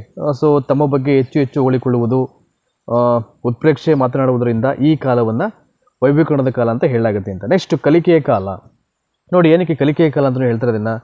ಈ ಹಂತದಲ್ಲಿ ಬಾಲಕ ಬಾಲಕಿಯರು ಹೊಸ ಕೌಶಲ್ಯ, ಹವ್ಯಾಸ, ಅಭಿರುಚಿಗಳನ್ನು ಕಲಿಯುವ ಕಾಲವಾದ್ದರಿಂದ ಇದನ್ನು ಕಲಿಕೆಯ ಕಾಲ ಅಂತ ಹೇಳ್ತಾರೆ. ನಾನು ಆರಂಭದಲ್ಲೇ ಹೇಳಿದೆ, ತಾರುಣ್ಯಾವಸ್ಥೆ ನಮ್ಮ ಲೈಫನ್ನು ಹಾಳು ಮಾಡ್ಕೊಳ್ಳೋದಕ್ಕೂ ಒಳ್ಳೆಯ ಅವಧಿ, ಇದು ನಮ್ಮ ಲೈಫನ್ನ ಉದ್ಧಾರ ಮಾಡ್ಕೊಳ್ಳೋಕ್ಕೂ ಒಳ್ಳೆಯ ಅವಧಿ ಅಂತ. ನಾವು ಹೇಗೆ ಆಯ್ಕೆ ಮಾಡ್ಕೋತೀವಿ ಅದರ ಮೇಲೆ ಇದು ಡಿಪೆಂಡ್ ಆಗಿರುತ್ತೆ. ಸೊ ಇಲ್ಲಿ ಧನಾತ್ಮಕವಾಗಿ ಒಳ್ಳೆಯ ಹವ್ಯಾಸವನ್ನು ರೂಢಿಸ್ಕೊಂಡ್ರೆ, ಅಭಿರುಚಿಯನ್ನು ರೂಢಿಸ್ಕೊಂಡ್ರೆ ಅಥವಾ ಒಳ್ಳೆಯ ಹವ್ಯಾಸವನ್ನು ಕಲಿಕೆಯ ಪೂರಕವಾಗಿ ನಾವು ರೂಢಿಸ್ಕೊಂಡಿದ್ದೀರ ಅದು ಒಳ್ಳೆಯ ಒಂದು ಪೂರಕವಾದಂಥ ಕಲಿಕೆಯ ಕಾಲವಾಗಿ ಅದೇನಾಗುತ್ತೆ, ನಿರ್ಮಾಣವಾಗುತ್ತೆ. ಇಲ್ಲಾಂದರೆ ಅದಕ್ಕೆ ಡೆಡ್ ಆಪೋಸಿಟ್ ಆಗುತ್ತೆ, ಲೈಫ್ ಸ್ಪಾಯ್ಲ್ ಆಗಿಬಿಡುತ್ತೆ ಟೈಮಲ್ಲಿ, ಆಯಿತಾ. ನೆಕ್ಸ್ಟು ಈ ಹಂತದಲ್ಲಿ ಬಾಲಕ ಬಾಲಕಿಯರು ಸಾಹಸ ಧೈರ್ಯವನ್ನು ಪ್ರದರ್ಶಿಸಲು ಮುಂದಾಗುವುದರಿಂದ ಈ ಅವಧಿಯನ್ನು ಸಾಹಸದ ಕಾಲ ಅಂತ ಹೇಳಲಾಗುತ್ತೆ. ಅಂದರೆ ಹೊಸ ಚಿಂತನೆಗಳಾಗಿರ್ಬೋದು, ಸೊ ಕೆಲವೊಂದು ಕರೇಜಿಯಸ್ ಆ್ಯಕ್ಟಿವಿಟೀಸ್ ಮಾಡೋದಾಗಿರ್ಬೋದು, ಅವೆಲ್ಲದರ ಹಿನ್ನೆಲೆಯಲ್ಲಿ ಈ ಒಂದು ಅಡಲ್ಸೆನ್ಸನ್ನು ಸಾಹಸದ ಕಾಲ ಅಂತ ನಾವು ಹೇಳಲಾಗುತ್ತೆ. ನೆಕ್ಸ್ಟ್ ಗುಂಪುಗಾರಿಕೆಯ ಕಾಲ. ಏನಕ್ಕೆ ಈ ಒಂದು ದ ಪೀರಿಯಡ್ ಆಫ್ ಗ್ರೂಪ್ ಅಂತ ಕರಿತೀವಿ ಇದನ್ನು? ಈ ಹಂತದಲ್ಲಿ ಬಾಲಕ ಬಾಲಕಿಯರು ತನ್ನ ಸಮಾನ ಮನಸ್ಕರ ಗುಂಪನ್ನು ಕಟ್ಟುವುದರಿಂದ ಈ ಕಾಲವನ್ನು ಗುಂಪುಗಾರಿಕೆ ಕಾಲ. ಆಮೇಲೆ ಈ ಸಾಮಾಜಿಕವಾಗಿ ಅವರು ಸಂಘ ಸಂಸ್ಥೆಗಳಲ್ಲಿ ಅಥವಾ ಗ್ರೂಪ್ಗಳಲ್ಲಿ ಕೂತ್ಕೊಂಡು ಕೆಲವೊಂದು ವಿಷಯ ವಿಶ್ಲೇಷಣೆಯನ್ನು ಮಾಡಲಿಕ್ಕೆ, ಚರ್ಚೆ ಮಾಡಲಿಕ್ಕೆ ಅವರು ಸಿದ್ಧತೆಯನ್ನು ಕೂಡ ಮಾಡ್ಕೊಳ್ತಕ್ಕಂಥ ಒಂದು ಅವಧಿ ಇದು. ಹಾಗಾಗಿ ಒಟ್ಟಾರೆಯಾಗಿ ಇದನ್ನು ಗುಂಪುಗಾರಿಕೆ ಕಾಲ ಅಂತ ಹೇಳಲಾಗುತ್ತೆ. ಫಾರ್ ಎಕ್ಸಾಂಪಲ್, ಈಗ ಸಿನಿಮಾ ನೋಡುವವರ ಗುಂಪು ಅಂತ ನಿಮಗೆಲ್ಲ ಗೊತ್ತಿರುತ್ತೆ. ಈಗ ಒಂದು ಫ್ರೆಂಡ್ಶಿಪ್ ಅಂತ ಬಿಲ್ಡ್ ಆದಮೇಲೆ ಸೊ ಎಲ್ಲ ಸ್ನೇಹಿತರು ಸೇರಿ ಐ ಥಿಂಕ್ ಒಂದು ಸಿನಿಮಾವನ್ನು ನೋಡೋದಾಗಿರ್ಬೋದು, ಒಂದು ಗ್ರೂಪ್ ಡಿಸ್ಕಷನ್ ಮಾಡುವಂಥದ್ದಾಗಿರ್ಬೋದು, ಅಥವಾ ಒಂದಷ್ಟು ಗ್ರೂಪ್ ಆ್ಯಕ್ಟಿವಿಟೀಸನ್ನು ಮಾಡೋದಾಗಿರ್ಬೋದು, ಇವೆಲ್ಲವೂ ಕೂಡ ನಡೀತಾ ಇರ್ತಿದೆ ಕ್ಲಾಸ್ ಅವರ್ಸಲ್ಲಿ ಅಥವಾ ಸ್ಕೂಲ್ ಅಟ್ಮಾಸ್ಫಿಯರಲ್ಲಿ. ಹಾಗಾಗಿ ಇದನ್ನು ಅವೆಲ್ಲವನ್ನು ಒಟ್ಟಾರೆಯಾಗಿ ಗಮನದಲ್ಲಿಟ್ಟುಕೊಂಡೋದನ್ನು ಗುಂಪುಗಾರಿಕೆ ಕಾಲ ಅಂತ ಇಲ್ಲಿ ಹೇಳಲಾಗುತ್ತೆ. ಸೊ ನೆಕ್ಸ್ಟು ಈ ಹಂತದಲ್ಲಿ ಬಾಲಕ ಬಾಲಕಿಯರು ನನ್ನನ್ನೇ ಗುರುತಿಸಬೇಕು, ನನ್ನನ್ನೇ ಇಷ್ಟಪಡಬೇಕು ಅಂತ ಬಯಸೋದ್ರಿಂದ ಈ ಕಾಲವನ್ನು ಗುರುತಿಸುವಿಕೆಯ ಕಾಲ, ಇದನ್ನು ಆಕರ್ಷಣೆಯ ಕಾಲ ಅಂತ ಹೇಳೋದು ತಪ್ಪಾಗಲ್ಲ, ಎರಡೂ ಒಂದೇ ಆಗುತ್ತೆ ಈ ಒಂದು ಮೀನಿಂಗ್ ನೋಡಿದಾಗ ಇಲ್ಲಿ. ಸೊ ನಮ್ಮನ್ನೇ ಉಳ್ಬೇಕು, ನನ್ನನ್ನೇ ಐಡೆಂಟಿಫಿಕೇಷನ್ ಮಾಡಬೇಕು, ನನ್ನನ್ನು ಬಿಟ್ಟು ಬೇರೆ ಯಾರನ್ನೂ ಇಷ್ಟಪಡೋದು, ಇವೆಲ್ಲ ಇರುತ್ತೆ ಹಿಂಗೆ ನಮ್ಮ ಸೊ ಬೆನ್ನಿನ ನಾವೇ ತಿಟ್ಕೊಳ್ಳೋದು, ಈ ರೀತಿ ಕೆಲವೊಂದು ಕ್ಯಾರೆಕ್ಟರ್ಸು ಒಂದು ಸ್ಕೂಲ್ ಅಟ್ಮಾಸ್ಫಿಯರಲ್ಲಿ ಇದ್ದೇ ಇರುತ್ತೆ. ಹಾಗಾಗಿ ತರುಣ್ಯಾವಸ್ಥೆಯನ್ನು ಗುರುತಿಸುವಿಕೆ ಕಾಲ ಅಂತ ಕರೆಯಲಾಗುತ್ತೆ. ಬಟ್ ಕೊನೆಯದಾಗಿ ನಾಯಕತ್ವದ ಕಾಲ ಅಂತ ಯಾಕೆ ಹೇಳ್ತಾರೆ ಅಂತ, ಈ ಹಂತದಲ್ಲಿ ಪ್ರತಿಯೊಬ್ಬ ಬಾಲಕ ಬಾಲಕಿಯರು ಕೂಡ ಒಂದು ಗುಂಪನ್ನು ನಿಭಾಯಿಸಲು ತವಕಿಸುವುದರಿಂದ ಈ ಅವಧಿಯನ್ನು ನಾಯಕತ್ವದ ಕಾಲ. ಈಗ ನಿಮ್ಮ ಕ್ಲಾಸ್ ರೂಮ್ಸಲ್ಲಿ ಒಬ್ಬ ಕ್ಯಾಪ್ಟನ್ ಅಂತ ಇರ್ತಾನೆ ಅಲ್ವಾ, ಅವನು ಎಲ್ಲರನ್ನ ನಿಭಾಯಿಸ್ತಕ್ಕಂಥ ಪ್ರಯತ್ನವನ್ನು ಮಾಡ್ತಾ ಇರ್ತಾನೆ. ಕೆಲವೊಂದು ಡಿಸಿಷನ್ ಬರಬೇಕಾದ್ರೆ, ಕೆಲವೊಂದು ಕಾರ್ಯಗಳನ್ನು ಕೆಲಸವನ್ನು ಮಾಡಬೇಕಾದ್ರೆ ಆತನ ಡೈರೆಕ್ಷನ್ಸ್ ಮೇಲೆ, ಆತನ ಅನುಮತಿಯ ಮೇರೆಗೆ ಕೆಲಸವನ್ನು ಮಾಡಬೇಕಾಗುತ್ತೆ. ಅವೆಲ್ಲವೂ ಒಂದು ಡಿಸಿಪ್ಲಿನ್ ಆಗಿರಲಿ, ಪ್ರತಿಯೊಂದು ವ್ಯವಸ್ಥೆಯು ಅಂತಕ್ಕಂಥ ಹಿನ್ನೆಲೆಯಲ್ಲಿ ಆ ರೀತಿ ಮಾಡೋದು ನಾಯಕತ್ವದ ಕಾಲ. ಬಾಲಕ ಬಾಲಕಿಯರು ಕೂಡ ಒಂದು ಗುಂಪನ್ನು ನಿಭಾಯಿಸಲು ತವಕಿಸುವುದರಿಂದ, ಅಂದರೆ ಅವರು ನಾವು ಕಂಟ್ರೋಲ್ ಮಾಡಬೇಕು ಅಂತ ಒಂದಷ್ಟು ಜನ ಇರ್ತಾರೆ, ಇಲ್ಲ ನಾವೇ ಅದನ್ನು ಲೀಡರ್ ಆಗಬೇಕು, ಕಂಟ್ರೋಲ್ ಮಾಡಬೇಕು ಅಂತಕ್ಕಂಥ ಒಂದಷ್ಟು ಇರುತ್ತೆ ಇವೆಲ್ಲ ಪ್ರಕ್ರಿಯೆಗಳು. ಹಾಗಾಗಿ ಇದನ್ನು ಸೊ ನಾಯಕತ್ವದ ಕಾಲ ಅಂತ ಹೇಳಲಾಗುತ್ತೆ. ಸೊ ನೋಡಿ, ಈಗ ಇಡೀ ತಾರುಣ್ಯಾವಸ್ಥೆಯನ್ನು ಎಷ್ಟು ನೇಮ್ಸಿಂದ ಕರೀತಾರೆ ಅಂತ ಕ್ವಿಕ್ಕಾಗಿ ಹೇಳ್ಬಿಡ್ತೀನಿ ಒಂದು ಕಡೆಯಿಂದ. ನೋಡಿ, ಮೊದಲನೇದು ಬಂದು ವಸಂತ ಕಾಲ, ಬೆಳವಣಿಗೆಯ ಬುಗ್ಗೆ, ಆವೇಶ ಕಾಲ, ಮಾರ್ಗ ಮಧ್ಯದ ಕಾಲ, ಸ್ವಾವಲಂಬನೆಯ ಕಾಲ, ಆಕರ್ಷಣೆಯ ಕಾಲ, ವಿಮರ್ಶಾತ್ಮಕವಾಗಿ ಪ್ರಶ್ನಿಸುವ ಕಾಲ, ಆಯ್ಕೆ ಕಾಲ.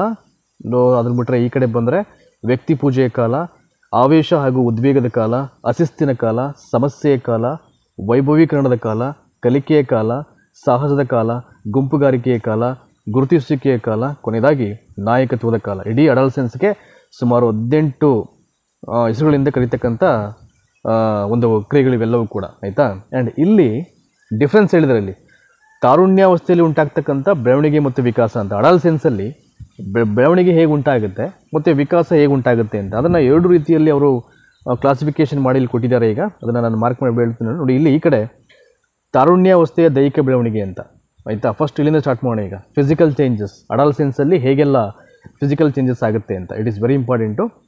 ನೋಡಿ, ಇಲ್ಲಿ ಹೇಳಿದರೆ, ಇಲ್ಲಿ ಈ ಹಂತದಲ್ಲಿ ಮಗುವಿನಲ್ಲಿ ದೈಹಿಕವಾಗಿ ಮಹತ್ತರವಾದ ಬದಲಾವಣೆಗಳು ಕಂಡುಬರುತ್ತವೆ.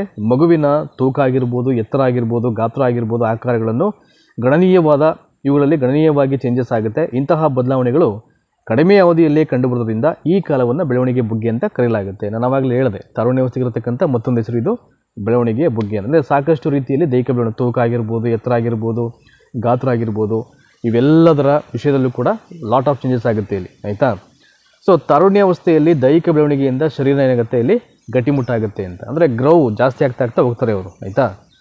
ಸೊ ಇನ್ನು ಅದನ್ನು ಬಿಟ್ಟರೆ ನೋಡಿ, ಇಲ್ಲಿ ಈ ಪಾಯಿಂಟಲ್ಲಿ ಸಾಕಷ್ಟು ಹೇಳಿದರೆ, ಇಲ್ಲಿ ಶರೀರಕ್ಕೆ ಹೊಸ ಕಾಂತಿ ಬಂದು ಸೌಂದರ್ಯವಾದ ದೇಹವಾಗುತ್ತೆ. ಗಂಡಸರಲ್ಲಿ ಧ್ವನಿಯು ಒಡೆದು ಗಡಸು ಧ್ವನಿಯಾಗಿ ಆರಂಭವಾಗುತ್ತೆ. ನಿಮಗೆಲ್ಲ ಅವರು ಆ ಏಜ್ ತಲುಪ್ತಾ ಏನಾಗುತ್ತೆ, ಅವರ ವಾಯ್ಸು ಹೊಡಿಲಿಕ್ಕೆ ಆರಂಭ ಆಗುತ್ತೆ. ಆ ವಾಯ್ಸ್ ಹೊಡಿಲಿಕ್ಕೆ ಆರಂಭ ಆದಮೇಲೆ ಸ್ವಲ್ಪ ಒಂದಷ್ಟು ವರ್ಷಗಳ ತರುವಾಯ ಅಥವಾ ಒಂದಷ್ಟು ತಿಂಗಳುಗಳ ತರುವಾಯ ಏನಾಗುತ್ತೆ, ಅದು ಒಂದು ಕರೆಕ್ಟ್ ಆದಂಥ ವಾಯ್ಸಲ್ಲಿ ನಿಂತ್ಕೊಳ್ಳಿಕ್ಕೆ ಅದು ಆರಂಭ ಆಗುತ್ತೆ, ಆಯಿತಾ. ಧ್ವನಿ ಒಡೆಯೋದು ಅಂತ ಯೂಶುವಲ್ ಹಳ್ಳಿಗಳಲ್ಲಿ ಹೇಳ್ತಾರೆ ಅದನ್ನು.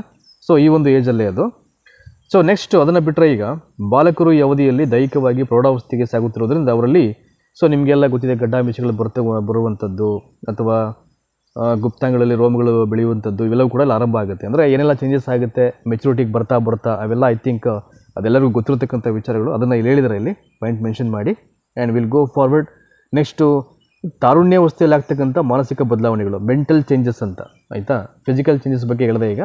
ಸೊ ಅಡಲ್ಸೆನ್ಸಲ್ಲಿ ಮೆಂಟಲ್ ಚೇಂಜಸ್ ಹೇಗೆಲ್ಲ ಆಗುತ್ತೆ ಅಂತ ನೋಡಿ, ಇಲ್ಲಿ ಹೇಳಿದರೆ ಅದನ್ನು.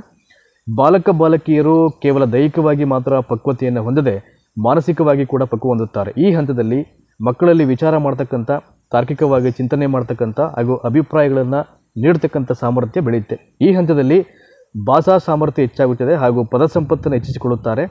ಪ್ರತಿಯೊಂದು ವಿಷಯಕ್ಕೂ ಕೂಡ ತನ್ನದೇ ಆದ ವಾದ ಪ್ರತಿವಾದವನ್ನು ಹೊಂದಿದ್ದು ಅದನ್ನು ತನ್ನ ವಾದವೇ ಸರಿ ಎಂದು ಸಮರ್ಥಿಸಿಕೊಳ್ಳಲು ಪ್ರಯತ್ನ ಮಾಡ್ತಾರೆ ಅಂತ. ಸೊ ವಾದ ಪ್ರತಿವಾದಗಳು ಇದ್ದೇ ಇರುತ್ತೆ, ಬಟ್ ಅವಾಗ ಏನಾಗುತ್ತೆ, ನಾವೇ ಮಾಡ್ತಕ್ಕಂಥ ವಾದವನ್ನೇ ಕನ್ಸಿಡರ್ ಮಾಡಬೇಕು, ಅದನ್ನೇ ಓಕೆ ಅಂತ ಅನ್ಬೇಕು ಅಂತಕ್ಕಂಥ ಮನಸ್ಥಿತಿಯಲ್ಲಿ ಇರ್ತೇವೆ. ಅದನ್ನು ಇಲ್ಲಿ ನಾವು ಮೆಂಟಲ್ ಚೇಂಜಸ್, ಮಾನಸಿಕ ಬದಲಾವಣೆ ಅಂತ ಕರೆಯೋದಿಲ್ಲ, ಆಯಿತಾ. ಸೊ ಇಲ್ಲಿ ಭಾಷಾ ಅಂದರೆ ಲ್ಯಾಂಗ್ವೇಜ್ ಡೆವಲಪ್ಮೆಂಟ್ ಆಗ್ತಾ ಹೋಗ್ತಾ ಇರುತ್ತೆ. ಪದ ಸಂಪತ್ತಿನ ಬಗ್ಗೆ ಅವರಿಗೆ ಆಸಕ್ತಿ ಇರುತ್ತೆ. ಹೊಸದಾಗಿ ಎಲ್ಲವನ್ನು ಕಲೀಲಿಕ್ಕೆ ಅವರಿಗೆ ಆಸಕ್ತಿ ಮೂಡುತ್ತೆ ಇಲ್ಲಿ, ಆಯಿತಾ. ಸೊ ನೆಕ್ಸ್ಟು ಇನ್ನು ಅದನ್ನು ಬಿಟ್ಟರೆ ನಿಮಗೆ ಫಿಸಿಕಲ್ ಚೇಂಜಸ್ ಆಯಿತು, ಇನ್ನು ಸಾಮಾಜಿಕ ಬದಲಾವಣೆ. ಫಿಸಿಕಲ್ ಚೇಂಜಸ್ ಆಯಿತು, ಮೆಂಟಲ್ ಚೇಂಜಸ್ ಆಯಿತು. ಆ್ಯಂಡ್ ನಾವು we are going to discussing about, so we will see social changes in adolescence ಅಂತ. ತಾರುಣ್ಯಾವಸ್ಥೆಯಲ್ಲಿ ಆಗ್ತಕ್ಕಂಥ ಕೆಲವೊಂದು ಸಾಮಾಜಿಕ ಬದಲಾವಣೆಗಳು ಹೇಗಿರುತ್ತೆ ಅಂತ. ಸೊ ಈ ಹಂತದಲ್ಲಿ ವ್ಯಕ್ತಿಯು ಸಾಮಾಜಿಕ ಸಂಬಂಧಗಳನ್ನು ಹೆಚ್ಚು ಮಾಡಿಕೊಳ್ಳಲಿಕ್ಕೆ ಪ್ರಯತ್ನ ಮಾಡ್ತಾ ಇರ್ತಾನೆ. ನೆರೆಹೊರೆಯವರೊಂದಿಗೆ ಬೆರೆಯುವ ಹಾಗೂ ಸ್ನೇಹಿತರೊಂದಿಗೆ ಹೆಚ್ಚು ಒಡನಾಟ ಹೊಂದಲು ಪ್ರಯತ್ನ ಮಾಡ್ತಾರೆ ಹಾಗೂ ವಿರುದ್ಧ ಲಿಂಗಗಳ ಜೊತೆಗೆ ಸಂಪರ್ಕ, ಸ್ನೇಹ ಬೆಳೆಸುವ ಗುಣವನ್ನು ಹೊಂದಿರುತ್ತಾರೆ. ಆದ್ದರಿಂದ ಈ ಕಾಲವನ್ನು ಕೂಟಕಾಲ ಅಂತ ಕರೆಯಲಾಗುತ್ತೆ. ಕೂಟಯುಗ. ಸೊ ಏನಕ್ಕೆ ಹೇಳ್ತಾರೆ ಕೂಟಯುಗ ಅಥವಾ ಕೂಟಕಾಲ ಅಂದರೆ ಸಾಮಾಜಿಕ ಸಂಬಂಧಗಳನ್ನು ಅವನು ಜಾಸ್ತಿ ಮಾಡ್ಕೊಳ್ಳಿಕ್ಕೆ ಪ್ರಯತ್ನ ಮಾಡ್ತಾ ಇರ್ತಾನೆ, ಆಯಿತಾ, ಈ ಒಂದು ಅಡಾಲಸೆನ್ಸಲ್ಲಿ. ಜೊತೆಗೆ ಅಕ್ಕಪಕ್ಕದ ಮನೆಯವರ ಜೊತೆ, ನೆರೆಯವರ ಜೊತೆಗೆ ಬರೀತಕ್ಕಂಥ ಸ್ನೇಹಿತರೊಂದಿಗೆ ಹೆಚ್ಚು ಟೈಮನ್ನು ಸ್ಪೆಂಡ್ ಮಾಡಲಿಕ್ಕೆ ಆತ ಪ್ರಯತ್ನ ಮಾಡ್ತಿರ್ತಾನೆ. ಹಾಗೂ ವಿರುದ್ಧ ಲಿಂಗಗಳು, ಆಪೋಸಿಟ್, ಸೊ ಐ ಥಿಂಕ್ ಲಿಂಗಗಳು ಅಂತ ಏನಿರ್ತಾರೆ, ಅದು ಹುಡುಗಿರಾಗಿರ್ಬೋದು, ಅಂದರೆ ತನಗೆ ವಿರುದ್ಧವಾದಂಥ ಲಿಂಗಗಳು ಅಂತ ಸಂಪರ್ಕ ಸ್ನೇಹ ಬೆಳೆಸುವ ಗುಣವನ್ನು ಹೊಂದಿರ್ತಾನೆ. ಆದ್ದರಿಂದ ಸೊ ಈ ಕಾಲವನ್ನು ಇಲ್ಲಿ ಕೂಟಯುಗ ಅಂತ ಇಲ್ಲಿ ಹೇಳಲಾಗುತ್ತೆ ಅಂತ ನೋಡಿ. ಇಲ್ಲೊಂದು ಪಾಯಿಂಟ್ ಇದೆ, ಅದು ಇಂಪಾರ್ಟೆಂಟ್ ಅಂತ ಹಾಕಿದರೆ ಮೇ ಬಿ ಅಪ್ಲೈಡ್ ಲೆವೆಲ್ ಕ್ವಶನ್ಸ್ಗೆ ಬರ್ಬೋದು. ಅದನ್ನು ನೋಡಿ ಇಲ್ಲಿ ಕೊಟ್ಟಿದ್ದಾರೆ ಇಲ್ಲಿ. ಸೊ ಈ ಹಂತದಲ್ಲಿ ಬಾಲಕ ಬಾಲಕಿಯರಲ್ಲಿ ಸಹಕಾರ ಸಹಬಾಳ್ವೆಯನ್ನು ಹೆಚ್ಚು ಕಾಣಬಹುದು. ಸಮಾಜದಲ್ಲಿ ಉತ್ತಮ ಗೌರವ ಪಡೆಯಬೇಕು, ನನ್ನನ್ನು ಎಲ್ಲರೂ ಗುರುತಿಸುವಿಕೆ ಗುಣ ಬೆಳೆಯುತ್ತೆ ಅಂತ. ಸೊ ನನ್ನನ್ನೇ ಹೊಗಳಬೇಕಾಗುತ್ತೆ, ನನ್ನ ಕಾರ್ಯಗಳಿಗೆ ಮನ್ನಣೆ ನೀಡಬೇಕು, ಹಾಗೂ ಸ್ವಾತಂತ್ರ್ಯವಾಗಿ ಜೀವನ ಮಾಡಬೇಕೆಂಬ ಮನೋಭಾವ ಬೆಳೆಯುತ್ತೆ ಅಂತ ಇಲ್ಲಿ ಹೇಳಿದ್ದಾರೆ. ಇನ್ನು ಆರ್ಥಿಕ ಸ್ವಾವಲಂಬನೆ ಹೊಂದಬೇಕೆಂಬ ಹಾಗೂ ಸ್ವಂತ ವೃತ್ತಿ ಆರಿಸಿಕೊಳ್ಳಬೇಕೆಂಬ ಭಾವನೆ ಬೆಳೆಯುತ್ತದೆ. ಈ ಹಂತದಲ್ಲಿ ಬಾಳ ಸಂಗಾತಿಯನ್ನು ಆಯ್ಕೆ ಮಾಡಿಕೊಳ್ಳುವ ಹಾಗೂ ಅವರ ಜವಾಬ್ದಾರಿಗಳನ್ನು ನಾಯಕತ್ವ ಹೊಂದಕ್ಕಂಥ ಗುಣವನ್ನು ಇಲ್ಲಿ ಬೆಳೆಸ್ಕೊಳ್ತಾನೆ ಅಂತ. ಅಂದರೆ ತನ್ನ ಲೈಫನ್ನು ಹೇಗೆಲ್ಲ ಲೀಡ್ ಮಾಡ್ಬೋದು ಒಳ್ಳೆ ರೀತಿಯಲ್ಲಿ ಅಂತಕ್ಕಂಥ ಚಿಂತನೆಗಳು ಅವನಲ್ಲಿ ಇಲ್ಲಿ ಬೆಳೀತಾ ಹೋಗ್ತಾ ಇರುತ್ತೆ ಅಡಾಲಸೆನ್ಸಲ್ಲಿ ಅಂತ. ಸೊ ಇದನ್ನು ಸೋಷಿಯಲ್ ಚೇಂಜಸಲ್ಲಿ ನಾವು ಕಾಣ್ಬೋದು ಅಡಾಲಸೆನ್ಸಲ್ಲಿ. ಇನ್ನು ನೆಕ್ಸ್ಟು ಎಮೋಷನಲ್ ಚೇಂಜಸ್ ಅಂತ, ಭಾವನಾತ್ಮಕ ಬದಲಾವಣೆ ಯಾವ ರೀತಿ ಆಗುತ್ತೆ ಅಂತ ಯಾವುದರಲ್ಲಿ ಅಡಾಲಸೆನ್ಸಲ್ಲಿ, ತಾರುಣ್ಯಾವಸ್ಥೆಯಲ್ಲಿ. ಸೊ ಅದನ್ನು ಕ್ವಿಕ್ಕಾಗಿ ನೋಡೋಣ. ಈಗ ತಾರುಣ್ಯಾವಸ್ಥೆಯಲ್ಲಿ ಅನೇಕ ಭಾವನೆಗಳು ಚಿಗುರುತ್ತೆ ಅಂತ ನೋಡಿ. ಯಾವ ರೀತಿ? ಬಾಲಕ ಬಾಲಕಿಯರ ವಿರುದ್ಧ ಲಿಂಗಗಳ ಜೊತೆಗೆ ಸ್ನೇಹವನ್ನು ಬೆಳೆಸುವಂಥದ್ದು, ಲೈಂಗಿಕತೆಯ ಭಾವನೆ ಹಾಗೂ ರಸಿಕತೆ ಬರುವಂಥದ್ದು, ಅಂದರೆ ವಯೋಸಹಜವಾಗಿ ಬರ್ತಕ್ಕಂಥ ಆಸೆ ಆಕಾಂಕ್ಷೆಗಳು ಅವೆಲ್ಲವೂ ಕೂಡ ಅಡಾಲಸೆನ್ಸಲ್ಲಿ ಅದನ್ನು ಹೇಳಿದ್ದಾರೆ ಇಲ್ಲಿ. ಬೇರೆಯವರೊಂದಿಗೆ ಬೆರೀತಕ್ಕಂಥ, ಬೇರೆಯವರು ತನ್ನನ್ನು ಪ್ರೀತಿಸಬೇಕು ಎಂದು ಭಾವನೆಯನ್ನು ಬೆಳೆಸ್ಕೊಳ್ಳೋದು, ಲೈಂಗಿಕ ಚಿತ್ರ ಮತ್ತು ದೃಶ್ಯಗಳನ್ನು ಆಸಕ್ತಿ ಮೂಡುತ್ತದೆ. ನಾನು ಹೇಳಿದ್ನಲ್ಲ ಆವಾಗ, ಲೈಫನ್ನು ಹಾಳು ಮಾಡೋದು ಇದೆ ಅವಧಿ, ಇದು ಲೈಫನ್ನು ಉದ್ಧಾರ ಮಾಡ್ತಕ್ಕಂಥ ಅವಧಿನೂ ಇದೆ. ನೀವು ಯಾವ್ದು ಆಯ್ಕೆ ಮಾಡ್ಕೋತೀರೋ ಅದ್ರ ಮೇಲೆ ಡಿಪೆಂಡ್ ಆಗುತ್ತೆ ಅಷ್ಟೇ ಅಡಾಲಸೆನ್ಸು. ತನ್ನ ಆಸೆ ಆಕಾಂಕ್ಷೆಗಳನ್ನು ಹಗಲುಗನಸಿನ ರೂಪದಲ್ಲಿ ಕಾಣುತ್ತಾನೆ, ತನಗಿಷ್ಟವಾದ ವ್ಯಕ್ತಿಯನ್ನು ಆರಾಧಿಸುತ್ತಾ ಅವರನ್ನು ಅನುಕರಿಸುತ್ತಾ ಅವರ ಪೂಜೆ ಮಾಡ್ತಾನೆ. ಇದನ್ನೇ ವ್ಯಕ್ತಿ ಪೂಜೆ ಅಂತ ಕರೀತಾರೆ. ಅದಕ್ಕೆ ಹೇಳಿದನು ವ್ಯಕ್ತಿ ಪೂಜೆ ಅಂತಲೂ ಅಡಾಲಸೆನ್ಸನ್ನು ಹೇಳ್ತಾರೆ ಅಂತ.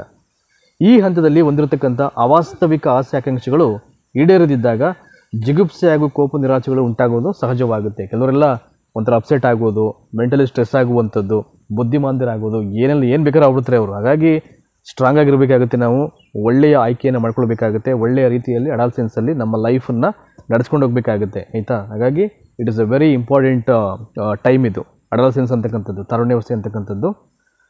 ಸೊ ಇನ್ನು ನೆಕ್ಸ್ಟು ತಾರುಣ್ಯಾವಸ್ಥೆಯಲ್ಲಿನ ಒಂದಷ್ಟು ಬೇಡಿಕೆಗಳು ಅಂತ ಕೊಟ್ಟಿದ್ದಾರೆ ಇಲ್ಲಿ, ಯಾವೆಲ್ಲ ಡಿಮಾಂಡ್ಸ್ ಇರುತ್ತೆ ಅಂತ. ಸೊ ನೀಡ್ಸ್ ಆಫ್ ಅಡಾಲಸೆನ್ಸ್ ಅಂತ ಇಲ್ಲಿ ಏನು ಡಿಮಾಂಡ್ಸ್ ಬರುತ್ತೆ ಅಂತ ಇಲ್ಲಿ. ಸೊ ತಾರುಣ್ಯಾವಸ್ಥೆಯಲ್ಲಿ ತರುಣಿಯರು ಈ ಕೆಳಕಂಡ ಬೇಡಿಕೆಯನ್ನು ಒಳಗೊಂಡಿರ್ತಾರೆ ನೋಡಿ. ಯಾವ್ಯಾವ ಡಿಮಾಂಡ್ಸ್ ಇರುತ್ತೆ? ತರುಣ ಹಾಗೂ ತರುಣಿಯರಿಗೆ ಪ್ರತ್ಯೇಕವಾದ ದೈಹಿಕ ಶಿಕ್ಷಣದ ಕಾರ್ಯಕ್ರಮಗಳ ಅವಶ್ಯಕತೆ ಇರುತ್ತೆ, ಖಂಡಿತವಾಗ್ಲೂ ಬೇಕು ಅದು, ಆ್ಯಂಡ್ ಪ್ರತ್ಯೇಕವಾಗಿರುತ್ತೆ. ಅದನ್ನು ಒಂದೇ ಒಳಗಡೆ ಮಾಡಲಿಕ್ಕೆ ಸಾಧ್ಯನೇ ಇಲ್ಲ ಅದನ್ನು. ಸೊ ವೈಜ್ಞಾನಿಕ ಆಧಾರದ ಮೇಲೆ ಲೈಂಗಿಕ ಶಿಕ್ಷಣದ ಅವಶ್ಯಕತೆ ಇದೆ, ಖಂಡಿತವಾಗ್ಲೂ ಅದು ಬೇಕಾಗುತ್ತೆ. ಜೀವನ ಭದ್ರತೆ ಹಾಗೂ ಸ್ವಾತಂತ್ರ್ಯದ ಅವಶ್ಯಕತೆ ಇದೆ. ದಿನಕ್ಕೆ 8 ಗಂಟೆಗಳ ವಿರಾಮದ ಅವಶ್ಯಕತೆ, ವೃತ್ತಿಗೆ ಸಿದ್ಧಗೊಳಿಸುವ ವೃತ್ತಿ ಶಿಕ್ಷಣದ ಅವಶ್ಯಕತೆ ಇದೆ.